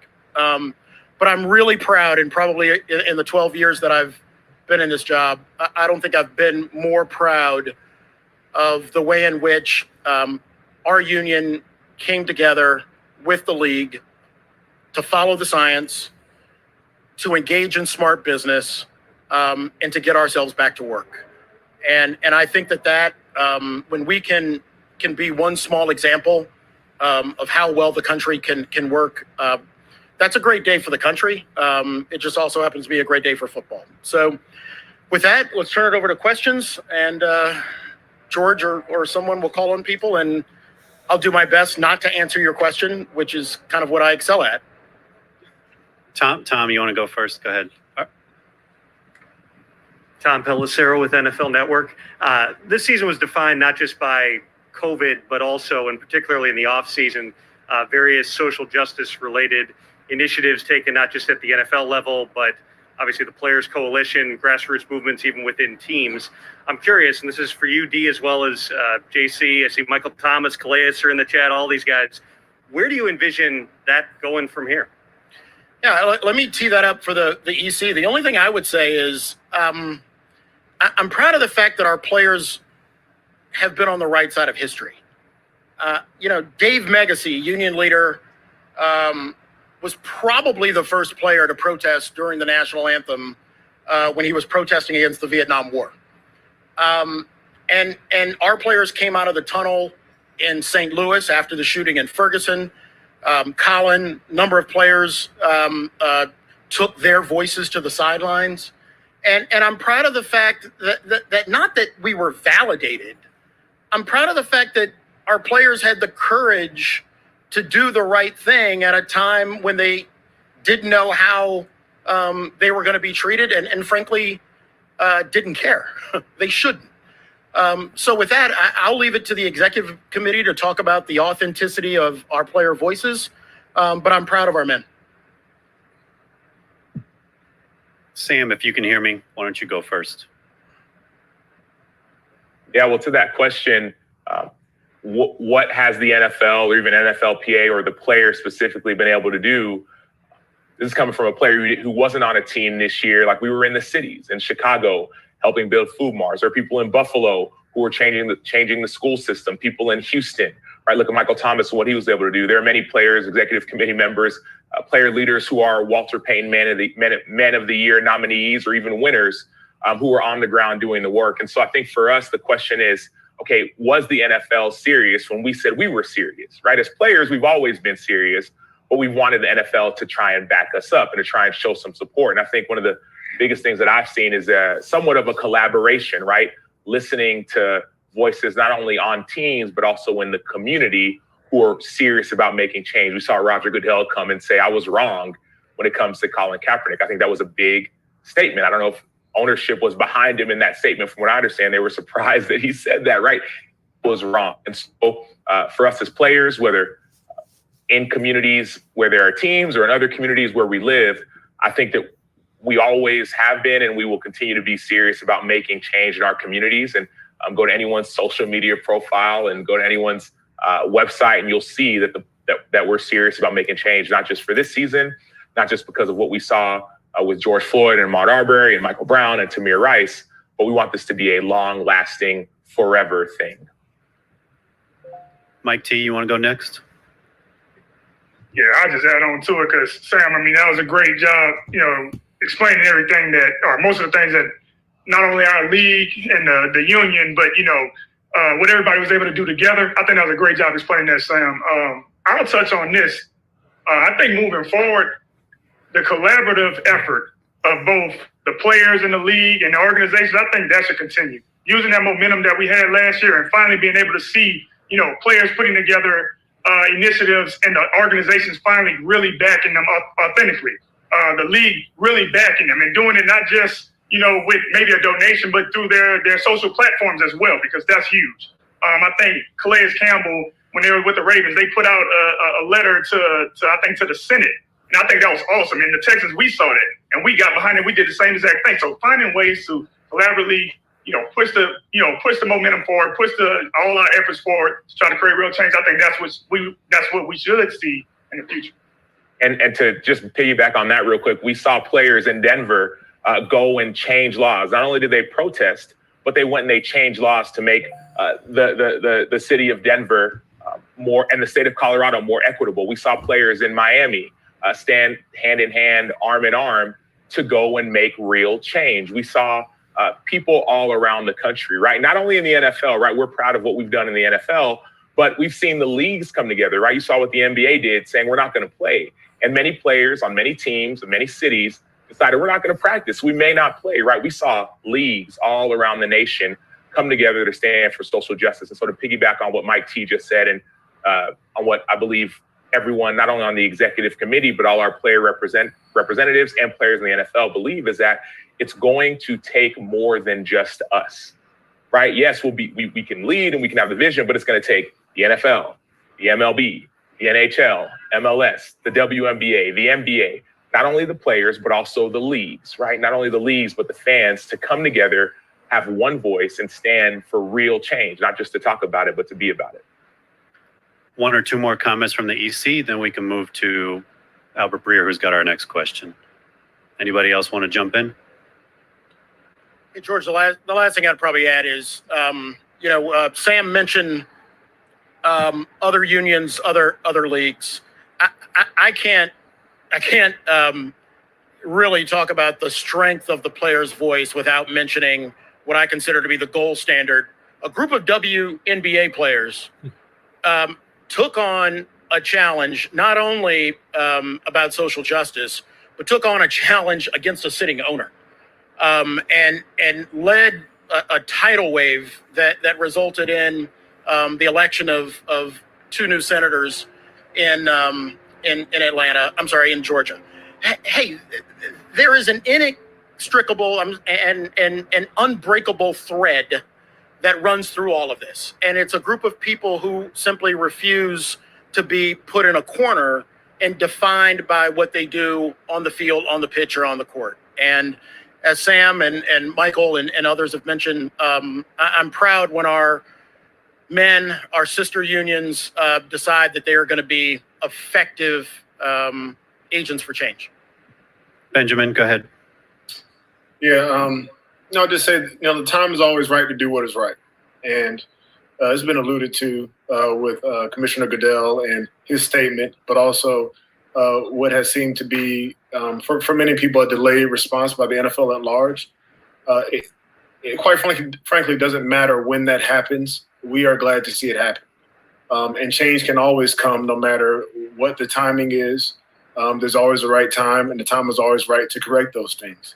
What I've been proud of, I think, is what's happened behind closed doors within NFL locker rooms. Now, I as well wasn't in the locker room last year, but I can remember specifically having knockout, drag out arguments, fights about what's going on, people coming from different backgrounds, trying to understand each other.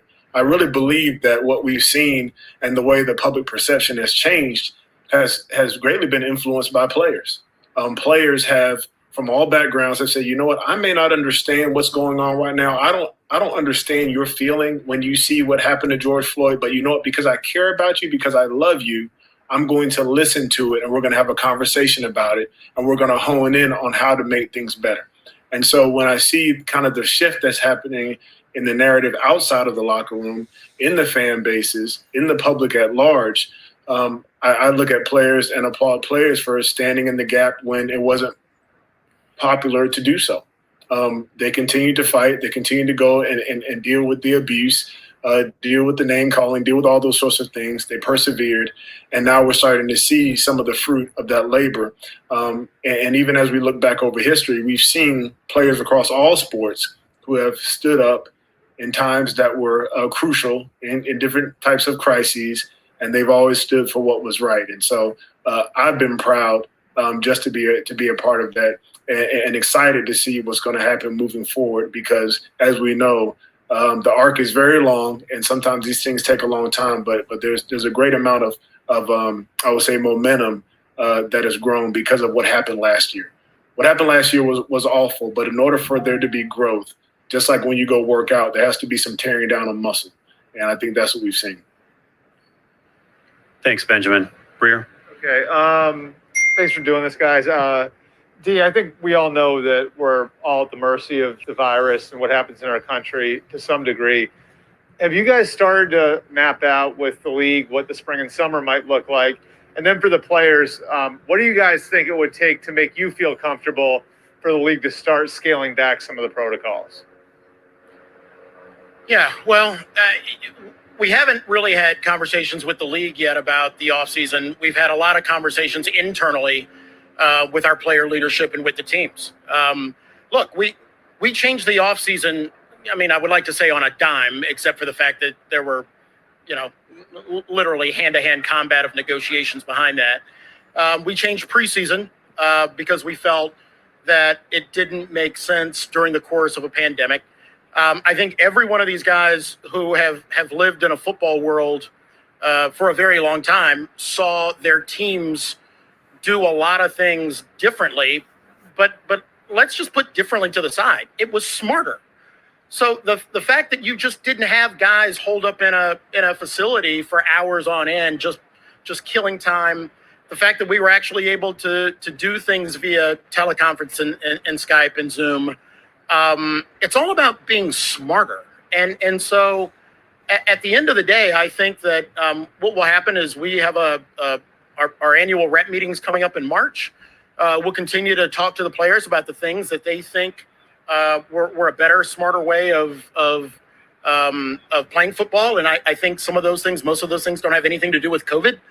But then going forward, look, the reality is just the math. There's 253 million adults in the country. The country needs to reach 85% of those people to be vaccinated in order for us to reach herd immunity.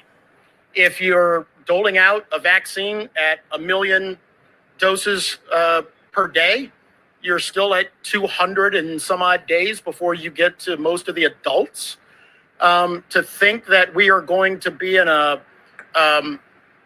vaccine neutral state in September is probably not the case. We've got tremendous work to do in the country, and I think the goal should be to focus on where we need to be in the country. Hey, what we found out is we can fix football. And at the end of the day, let's not forget, vaccine's great. Social distancing, wearing a mask, testing and contact tracing is the most effective killer of this virus, not the vaccine. So if we can get our heads around that, like we've done in football, football will fix itself, and so will the country. JC, you want to tag on to the off-season question? Then we'll move to a question from the floor, and we've got some people's hands raised virtually. JC? Yeah, I mean, like D touched on, we did things differently this year. And I know myself and many of my teammates and players across the league I talked to felt both physically better and mentally sharper at the end of the season. The amount of hours at the facility were down. The amount of reps were down. And we've had this false reality that that's necessary. A ton of reps are necessary as we watch our bodies break down by the end of the year every year. And then we jump right back into off-season program and grind our bodies down to jump right back into training camp. And it's a never-ending grind. And like I said in the opening remarks, we saw that we can do things differently this year, and the level of play didn't go down. We still had maybe one of the most exciting seasons of all time heading into an amazing playoffs. This all change, we went through change this year. And change is always scary, but we've come out on the other side in a much better position. And now it's the point of getting down with the league, talking to them about which of these changes we should move forward, because they are better for everybody involved. The game's growing and getting better, and we are healthier and can play longer, and players can stay on the field. That is good for everybody involved. Jenna Lane, ESPN. You guys push so hard for daily testing. Kind of along the lines of what Albert had just asked, will you try and push for vaccination before you return to play, whether that's in an off-season program, we don't know if we're going to have one of those yet, or training camp? Yeah, just to echo comments I've said before, I care far more about Americans getting vaccinated and reaching herd immunity than I'm even thinking about NFL players getting vaccinated in order for us to have a better practice. I mean, when you frame it that way, it doesn't sound right because it isn't right. We found out that we can actually get through an entire season by doing the things that we know prevent the spread of the virus. And I think focusing on those and what we're going to be doing in the offseason is the right way to think about it. We'll have plenty of time to talk about vaccinations when they become available to this age group. I would like to say that I'm not in their age group, so I will be getting the vaccine before any of you cats. But look, I think what we've been able to show this year is we can get football back to work by simply following all of the scientific steps that we keep hearing about and we've heard about for months. And by changing the course and activity of the game and changing our offseason, we'll focus on that first and then start to talk about vaccinations when they've become available to everyone who should get them before we do.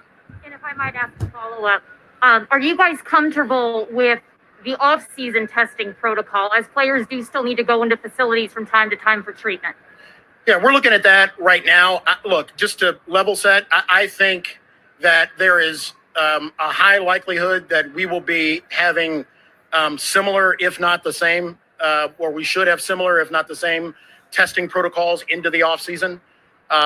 Those things have to be discussed as soon as the Super Bowl is over. I'm sure Roger and I will take, at least a half an hour off after Sunday before we get back together to talk about the offseason. But look, what we've done has worked incredibly well, and it has not been perfect by any stretch. But I think the way that we have crafted the protocols, we've enforced the protocols. Some teams are, and some coaches are a little bit lighter in the pocketbook because of it. But I think if we can wrap our hands around the things that have worked and employ them again this season, I don't have any doubts about our success. Thanks, Jenna. Next question will come virtually from Zennie Abraham, and then we'll move back to the floor. Thank you. I'm trying to actually. Oh, here we go. Team. Thank you very much. Yeah, thank you very much. Sorry for the delay in responding, but yesterday at the press conference, Dr. Sills, in response to my question, if there was a scenario to project forward the variants to the virus and how to respond, he said that they hadn't found any player that had a variant of the coronavirus. But my concern, I'm asking Mr. Smith and those present, are you projecting forward with respect to how to respond if there's a variant 4 times more powerful and how it impacts you, so you're not getting into these fist fights, if you will, and you have a plan to move forward? Thank you. Yeah, great question. But let me, again, just set the table a little bit. The fist fights is what ends up creating the plan, right? I know that everybody would like to think that Roger and I and both sides, the EC and the owners, just get on a call and then everything's great. If anybody was on the calls between our two sides in March, April, May, June, July, they weren't warm and fuzzy by any stretch. We'll figure out the best protocol and then we adapt. We came out with a set of protocols for off season and training camp that we continue to tinker at club facilities that we're going to continue to look at. And I think those are the one thing that I think we probably need to step up and improve during the offseason, given the fact that more and more of these variants are making themselves known. And there's at least a decent amount of science right now that indicates they might spread faster. But without us having an ability to mix it up, and draw a line in the sand and then negotiate to a place that keeps our players safe. If you want to see a scenario where there wasn't a union in a position to protect its workers, look at the recent ProPublica story about meat packers and what happened to workers in that industry during COVID. There were dozens of people who lost their lives because of what they were doing at work. So our job is to make sure that if we have to fight about these things, we have to fight about these things. But it's also to make sure that we are in a position to adapt and evolve to keep our players safe. And that's why he recognized the people on our COVID task force and Dr. Mayer who lead that, who are already starting to look into some of those issues. Back to the floor. Good afternoon, and thank you, gentlemen. Eric Wilson, WKII. This season, the NFL highlighted women in the NFL as coaches, referees, and so on. I'm just curious, what is the NFLPA and the NFL doing to give them more equality and inclusion in the Shield? A great question, and the guys can jump in this. We've talked about it on a conference call. You've heard me talk about, our feelings, my feelings about diversity in the National Football League for years.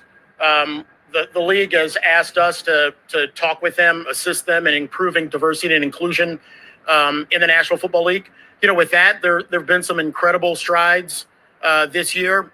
First time for an all-black group of referees refereeing a game. We have a tremendous referee who's a woman who's going to be the first to referee a game as a as a woman. I don't think there's any coincidence that those accomplishments occurred with the only other labor union in the country that's in the business of football, the referees union. But look, does it mean that it's a success story? I don't think so. When you look at the recent round of coaches and hiring, that's the nicest thing I can say is not good. I believe that we should move to a system where there is somebody in charge at the National Football League of diversity and inclusion. I think you have to increase transparency about what's going on in the hiring process.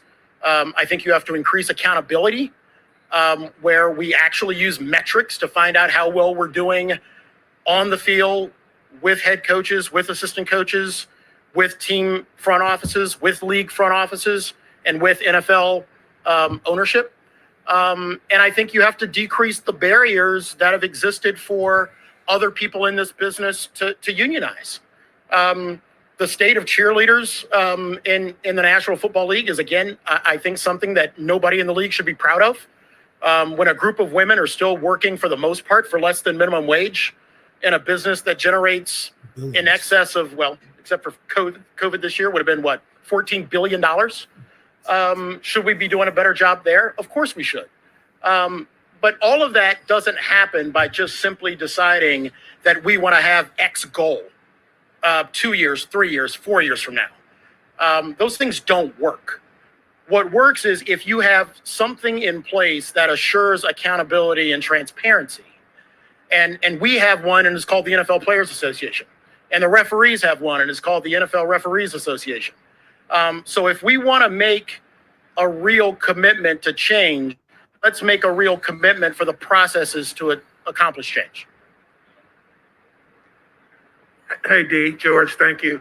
Just to kind of follow up on that theme, D, can you shed some light on what type of feedback you have received personally from your membership about minority hiring and the cycles in recent years? And as a second part of the question, what types of things do you think, and some of the executive committee can weigh in on this, I'd hope as well, what type of things could players do to become more involved in the process if they should, in fact, be more involved in trying to make it more equitable for head coaching opportunities? Yeah, why don't we turn that over to the EC, and then I'll finish up on a couple of things that we've talked about specifically.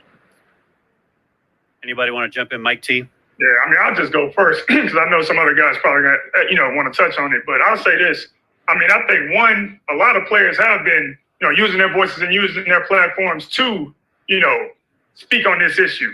They vouch for head coaches that have been, minorities, Black, or of other ethnicities, people of color, to become head coaches, to become coordinators. And, for whatever reason, it didn't really happen this time where there were 6 job openings and I think two people of color got hired, one at the very end. So, I mean, I think at the end of the day, the players are doing their part, using their voices, using their platforms. I think D hit on it best, like having a system, having somewhere you can have like some levels of metrics where you can track and actually prove and show, what that process is like and have some type of transparency. I think that'll probably be the best thing. And if players can be a part of that committee, great.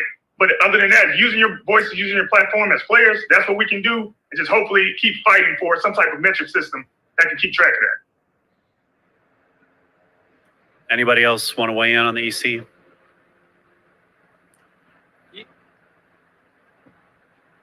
Okay. I recently wrote an article in the Players Tribune titled "Upstairs and Downstairs" that talks about the race issue in the NFL, how 17, now 18 years ago, the Rooney Rule was created, right? It was created because there were 3 Black coaches in the NFL. And 17, 18 years later, there are still 3 Black head coaches in the NFL. And so I think we all know there's a problem. So the question is, okay, what is the solution? One thing that I've seen is players using their voice, players speaking up on behalf of a coach that they believe in, right? You see that happening time in and time out. Now, it doesn't help when a player speaks up and then someone squashes down their voice or their opinion to say, oh, you get paid too much money to talk, right? That doesn't help, right? What helps is when players who are part of systems trying to win organizations can see what they see and know what they know and use their voice for good.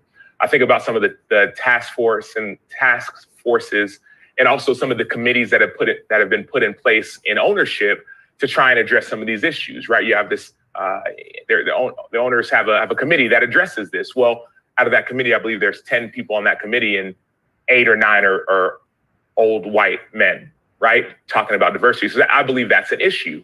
So I think a lot of the players believe if you want to see change, you need to see different faces and different voices that are at the table trying to make some of those changes. And so I think players are trying to do it. Players are doing it, but also there needs to be buy-in from ownership, which I think they're taking steps, but it's by no means not enough, not nearly enough, and more needs to be done. Well, we intend to present a plan to the league. And look, what we're talking about in the National Football League is something that hundreds of corporations have been doing for the last 20 years. How do you increase the pipeline of people who are eligible to be hired? We should look at that. We've had an NFLPA All-Star game for years. One of the things we've always been interested in doing was having coaches of color be active NFL coaches of color be head coaches in our Hall of Fame game. It's been hard to do that because we haven't been able to get the league's permission to have those people coach in that game. Why do I want those people to coach in that game? Because it allows them to put head coaching experience on their resume. So if we can start to build the pipeline as step one, step two, decrease the barriers for people's ability to transfer to teams. We've had a system in the National Football League where if you were a coach at a certain position on one team and you were interested in a job at another team at the same or a higher level, you had to get the permission of the owner in order to apply for that job. That's a barrier to entry. So let's get rid of barriers to entry. I think the last time that there was a salary study for what NFL coaches make, what their benefit packages are, was a study that Gene commissioned at a time when we were hosting and supporting the Assistant Coaches Association. But, you know, look, the assistant coaches decided to go in another direction because, frankly, they weren't interested in unionizing. I don't know what they're doing now, but I think that association still exists. What they've been able to accomplish, given this round of hiring this year, leaves a lot to question. But if you're not on the side of building accountability structures and transparency structures, then you're not only not helping improve diversity, you're actually hurting those efforts. Because if you're an association that pretends that you are there to support things like diversity and you've not been able to do anything to further those goals, you're actually creating a world where people think that there's something out there that's helping, when in reality, you and I both know they're not, right? Just to follow up on that, D, in terms of feedback from your membership, how passionate are your players about this issue? You heard Michael Thomas talk about that's going on in the community, and Sam Acho. Are there others who want to jump in? I can. Oh, go ahead. I can say something. This is Wesley. I've talked to several players throughout the season, you know, especially towards the back end, when they see these vacancies of coaches not being hired. They're not black. They're not, you know, any other race besides a white guy. And it does frustrate players, especially African-American players, because we see ourselves as potential leaders within the NFL community. We want to inspire ourselves to be head coaches. We want to be GMs. But if you have guys like Eric Bieniemy, who's been an NFL legend, who's done great things within his offense, within the team that he's on, going to two back-to-back Super Bowls, like that frustrates us as players. But I think the great thing that Sam said and Dee said too, there has to be a platform to where we can hold each other accountable, to where the conversation continue to keep rolling, and to now these GMs, these owners have no choice but to say, hey, we have to really seriously check ourselves, because this is an issue that has been going on. We put this rule in 17 years ago, and there has not been any kind of change. There's 3 coaches that are still black. That's the progress that we want to see. But if we don't create these platforms to put everybody on the same level and let these owners know that, hey, we're players. Our players are playing in this league. We give so much to this league. They want to be coaches too one day. And I think that's a system that we have to put in place. Yeah, and I'll just add, I think that part of it is the assumption also that we're only talking about former players. There are several people outside of the former player realm who would love an opportunity and are very qualified to have leadership positions in the NFL. We're also talking about coaches, but we're talking about C-level positions. And this isn't just unique or germane to the NFL. When you look across corporate America, 3.2% of C-level positions are Black Americans, even though we make up 12% of the population. And so this is not an issue that is only in the NFL, although that's what we're talking about right now. So part of it, number one, is understanding that there's a wealth of knowledge outside of the guys who are simply playing, although we would love those opportunities as well. I think the first part of this conversation, though, and the toughest part, I think, is deciding or having the conversation about, is this really an issue? Some people will say it's not. Some people will say it is. Are the outcomes truly an issue?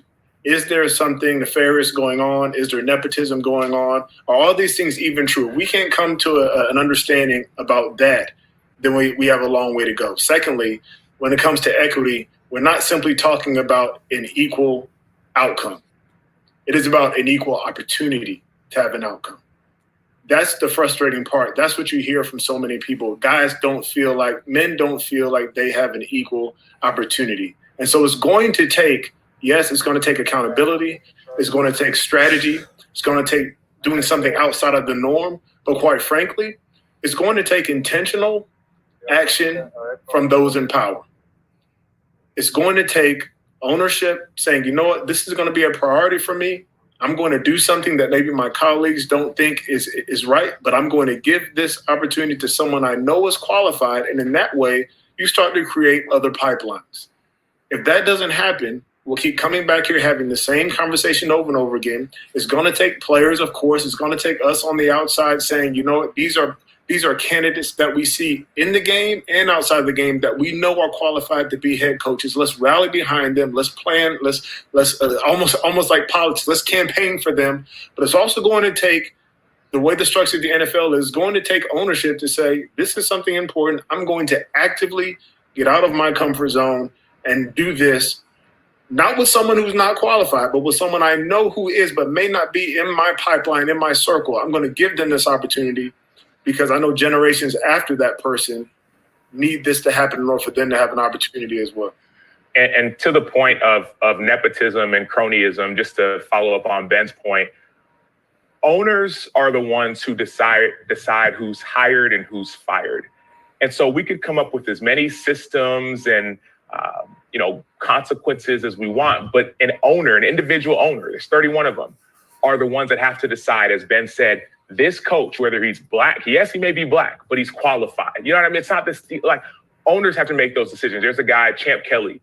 He's was a scout, then he's an assistant general manager. He built a championship roster in Denver, right? He helped that team become, and West played in Denver, right? Champ was, in a lot of ways, the reason why Denver was able to have a roster to win a Super Bowl, right? Well, he leaves. He goes to Chicago, right? He helps build a roster where in 2018, Chicago went to the playoffs for the first time in years, right? A team that was 12-4. He helped build that roster. Yet for whatever reason, and Champ is an African-American man, he's a black man. For whatever reason, Champ's not getting calls to be a general manager. For whatever reason, when Champ wants to talk about maybe a raise, or Champ wants to talk about, to Dee's point, of going to interview somewhere else, you have to ask for permission.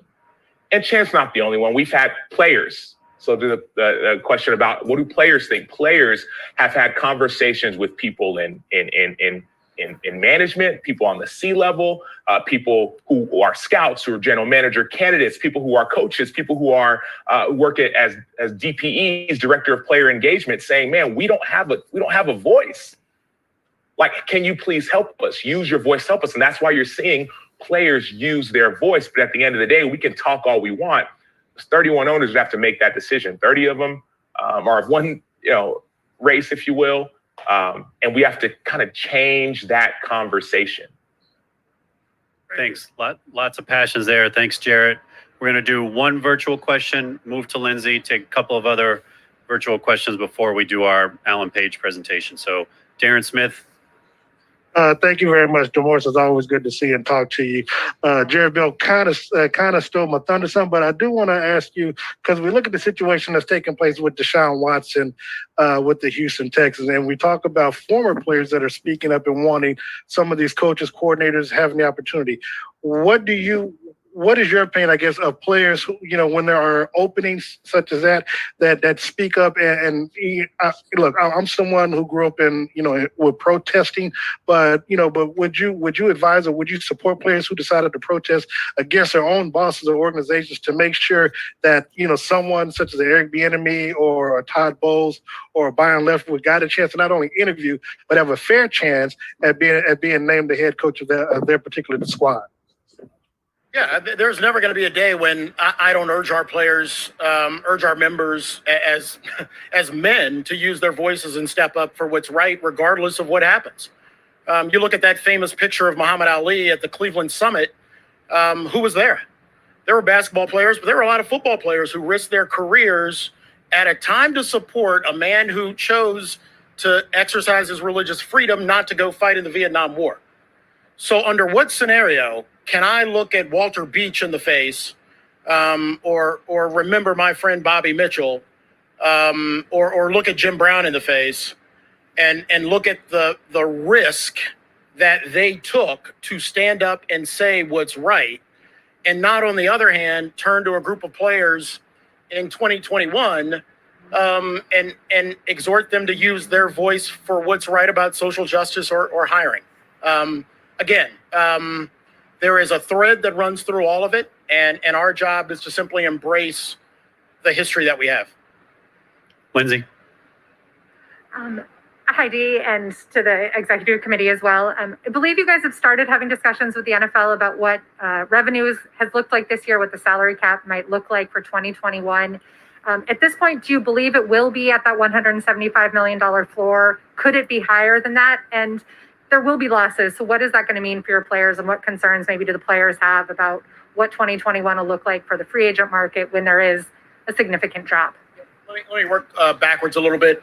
JC mentioned the fact that we ratified a CBA in March, right before COVID hit. We had two successive CBA deals after that. What we affectionately refer to as the COVID CBA. Talks about handling losses in revenue in a way so that it doesn't have a dramatic impact on the salary cap. So we have a floor of $175 million, and then we have a process by which, if we think there's going to be losses in the future, we can spread those out as well and then recoup them at a later time. With respect to the salary cap, we've just started to look at the reporting packages. I think the next reporting package will come in February, what's today, 5th, probably February 6th. So all of those people out there who just love to dive into intricacies of revenue generation in the National Football League, as thrilling as that is, the folks on the NFL side, the NFLPA side, will be looking at that.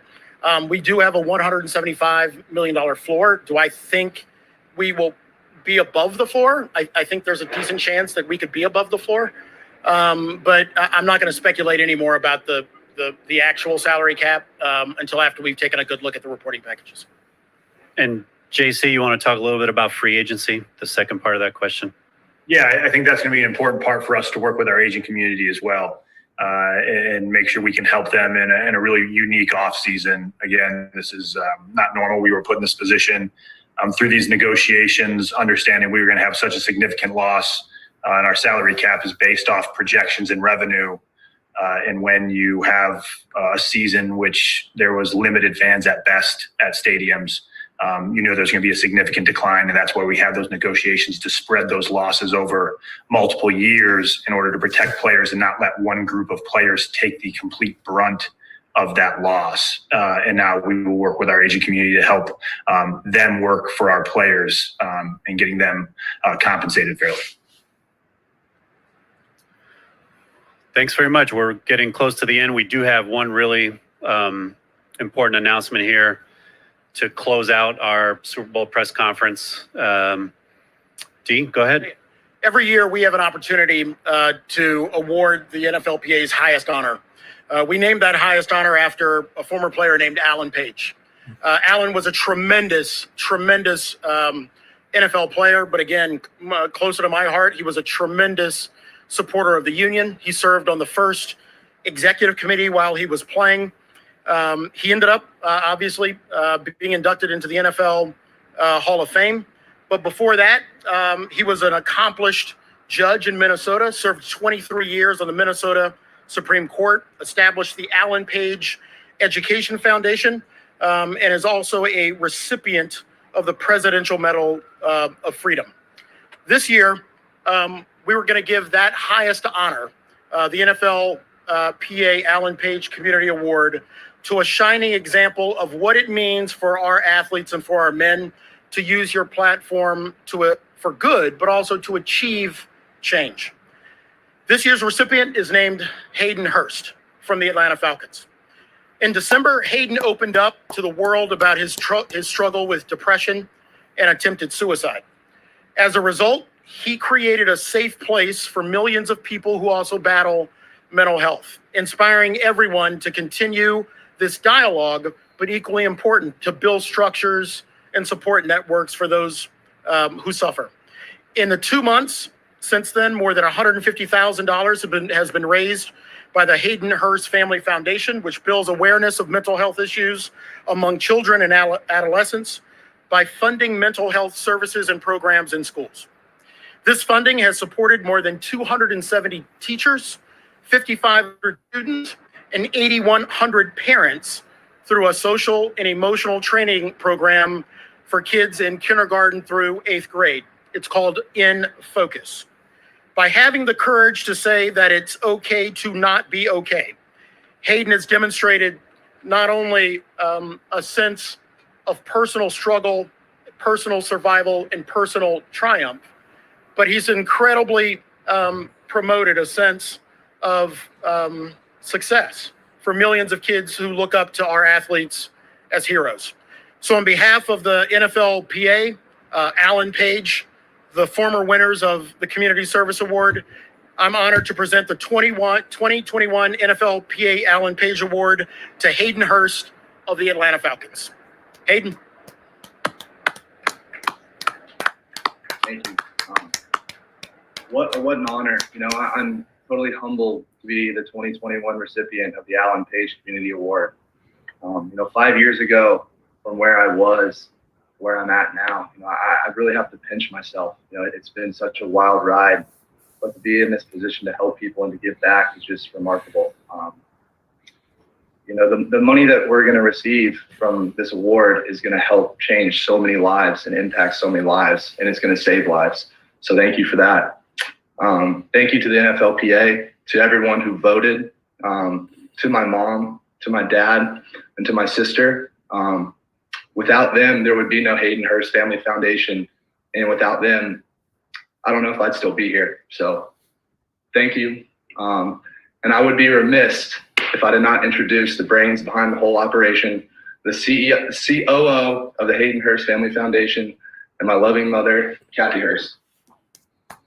Hello, everyone. I just want to take a second to thank the NFLPA, to all those wonderful players that also do things in their community, and the other award winners.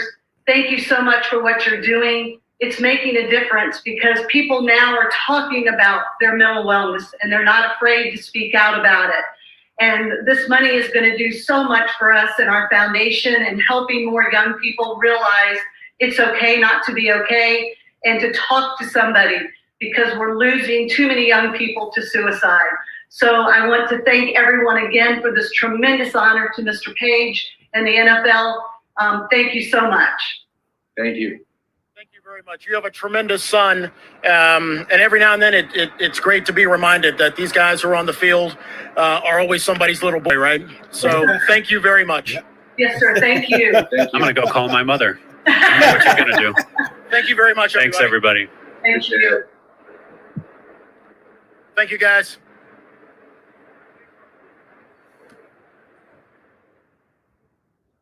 So, folks, that was without a doubt, the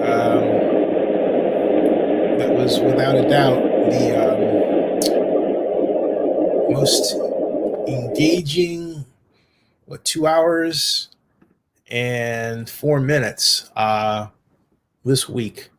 And this, when I end this broadcast, will be processed to become a video. And I'm going to take parts of it, especially what you heard regarding the players, and talking about the problems of qualified black coaches not getting head coach and coordinator jobs in the league, put out for a separate video, okay? And that'll happen pretty much about a couple hours, less than thereabouts.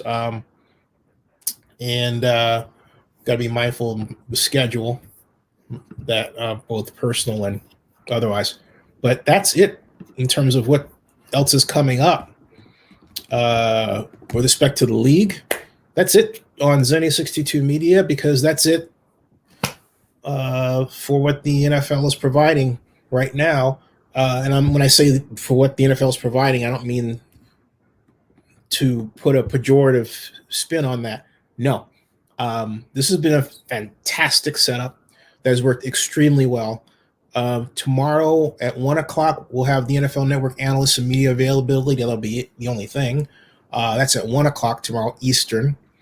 And Saturday, NFL Honors at 9 o'clock Eastern. And then Sunday at 10 o'clock, there'll be the post-game availability and after the game, which means, in other words, let me put it this way. Zennie62 Media will take you into the post-game environment. We're having a watch party to watch the Super Bowl, and I'm going to take all the people that are right in with me to the post-game availability so they can feel like they're in there, right? So join us.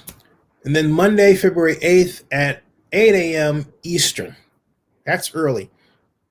The thank you from the Tampa Bay Host Committee closing news conference, which includes the passing of the football from Tampa Bay to Los Angeles, where we will enjoy Super Bowl 56. Wow, getting up there in number, at SoFi Stadium next year, 2022. All right. So, wow, what a talk, right? It was. I've been to a number of meetings like this. That one, I think, was, I don't have to think about it, I say that was the most no holds barred conversation regarding coaching African Americans and the race problem in the NFL I have seen, that was made available to a public audience in such a way that it can be broadcast and rebroadcast and distributed virally via social media. That was something else. So it is 4:03 Eastern, and that, unless anybody has a comment they want to make and write in, there and have it pop up, but I'm really anxious to end the broadcast so the system can go through its propagation process and have this up. All right. Oh, by the way, you might be wondering, if you're watching the entire thing, there was a part that winked out. I wasn't aware of this until after I was asked the question. In other words, let me rephrase that. I wasn't aware that this happened until after I was selected to ask the question. I was selected, then they moved me into a panel room. And what happened was, for about a good 3 seconds, there was no prompt control. where I could actually press the unmute and the camera. They have that hidden from you. The host has that control, but the host has to activate that. And then you have to wait from the host's action to the action to get to you so you can see it to respond to. And that was the delay.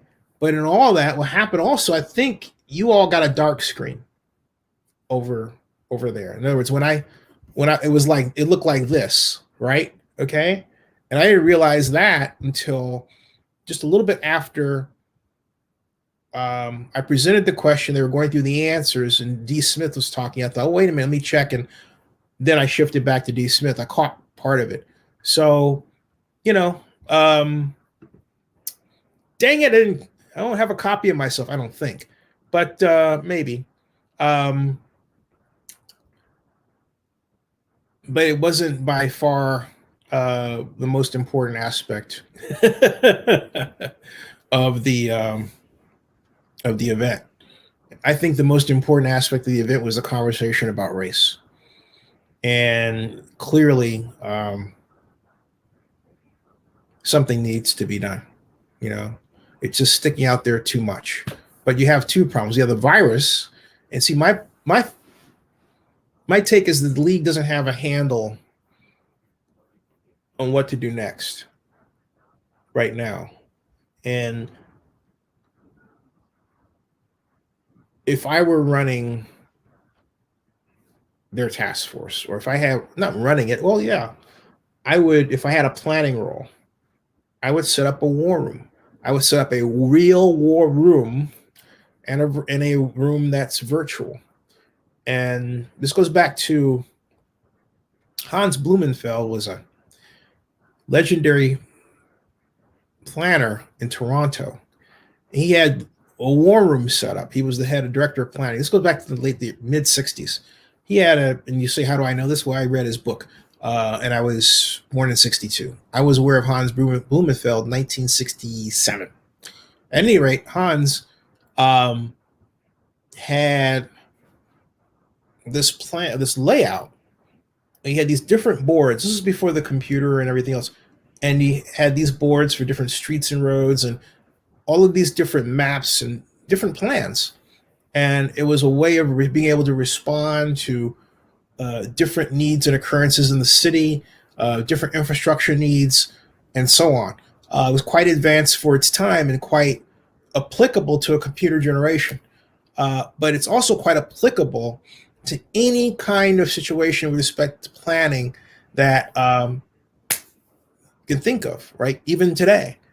So you need, what the war room does is allows you to bring together different data sets, different areas of information that you've put together, and then use that to form a plan. So you can put the plan on the website, you can discuss it in your rooms, both virtual and real, and then you can set out a plan for implementation, get approval within the room, okay, to move forward. And the idea is if you make it a virtual room, you can, if you make it a virtual room, you can make it shareable on a smartphone like this one, okay? And so people can be part of the decision-making process, the input process from anywhere in the world. So that's what I'm thinking that that needs to be done in this instance. All right, it's 4:08. I'm out of here. I'll talk to you all later. See you tomorrow. Oh, by the way, 1 o'clock tomorrow. I have. Actually, that's 4 o'clock tomorrow. Excuse me. 4 o'clock tomorrow. I have Oakland District 7 Councilmember Trayla Reed as my guest to talk about what she's working on, her concerns. And then I have John Jones, Oakland activist, at 9 o'clock tomorrow. So that should be quite interesting, both of them. All right, thank you for checking this out with me. Well, by the way, don't forget, join us on Sunday we're going to really do this 30 minutes for the game. We're having a Super Bowl 55 watch party. I'm inviting all the fans of the weekend to join me so that we can watch. Can't see it here, but we can watch and react to the Pepsi Super Bowl halftime show. I can't show it for copyright reasons. I mean, even just I had one bit of a tune from the weekend that popped up later because the NFL had this interlude, right? And I got a copyright claim for my whole doggone 30-minute live stream, actually longer than that, hour-long live stream, because you were all on it if you were tuning in, for that one little snippet that's like 2 minutes long. I thought, you freaking kidding me? So I had yanked that out. Subscribe to Zennie62 and bookmark oaklandnewsnow.com. See ya. And that ends officially this broadcast.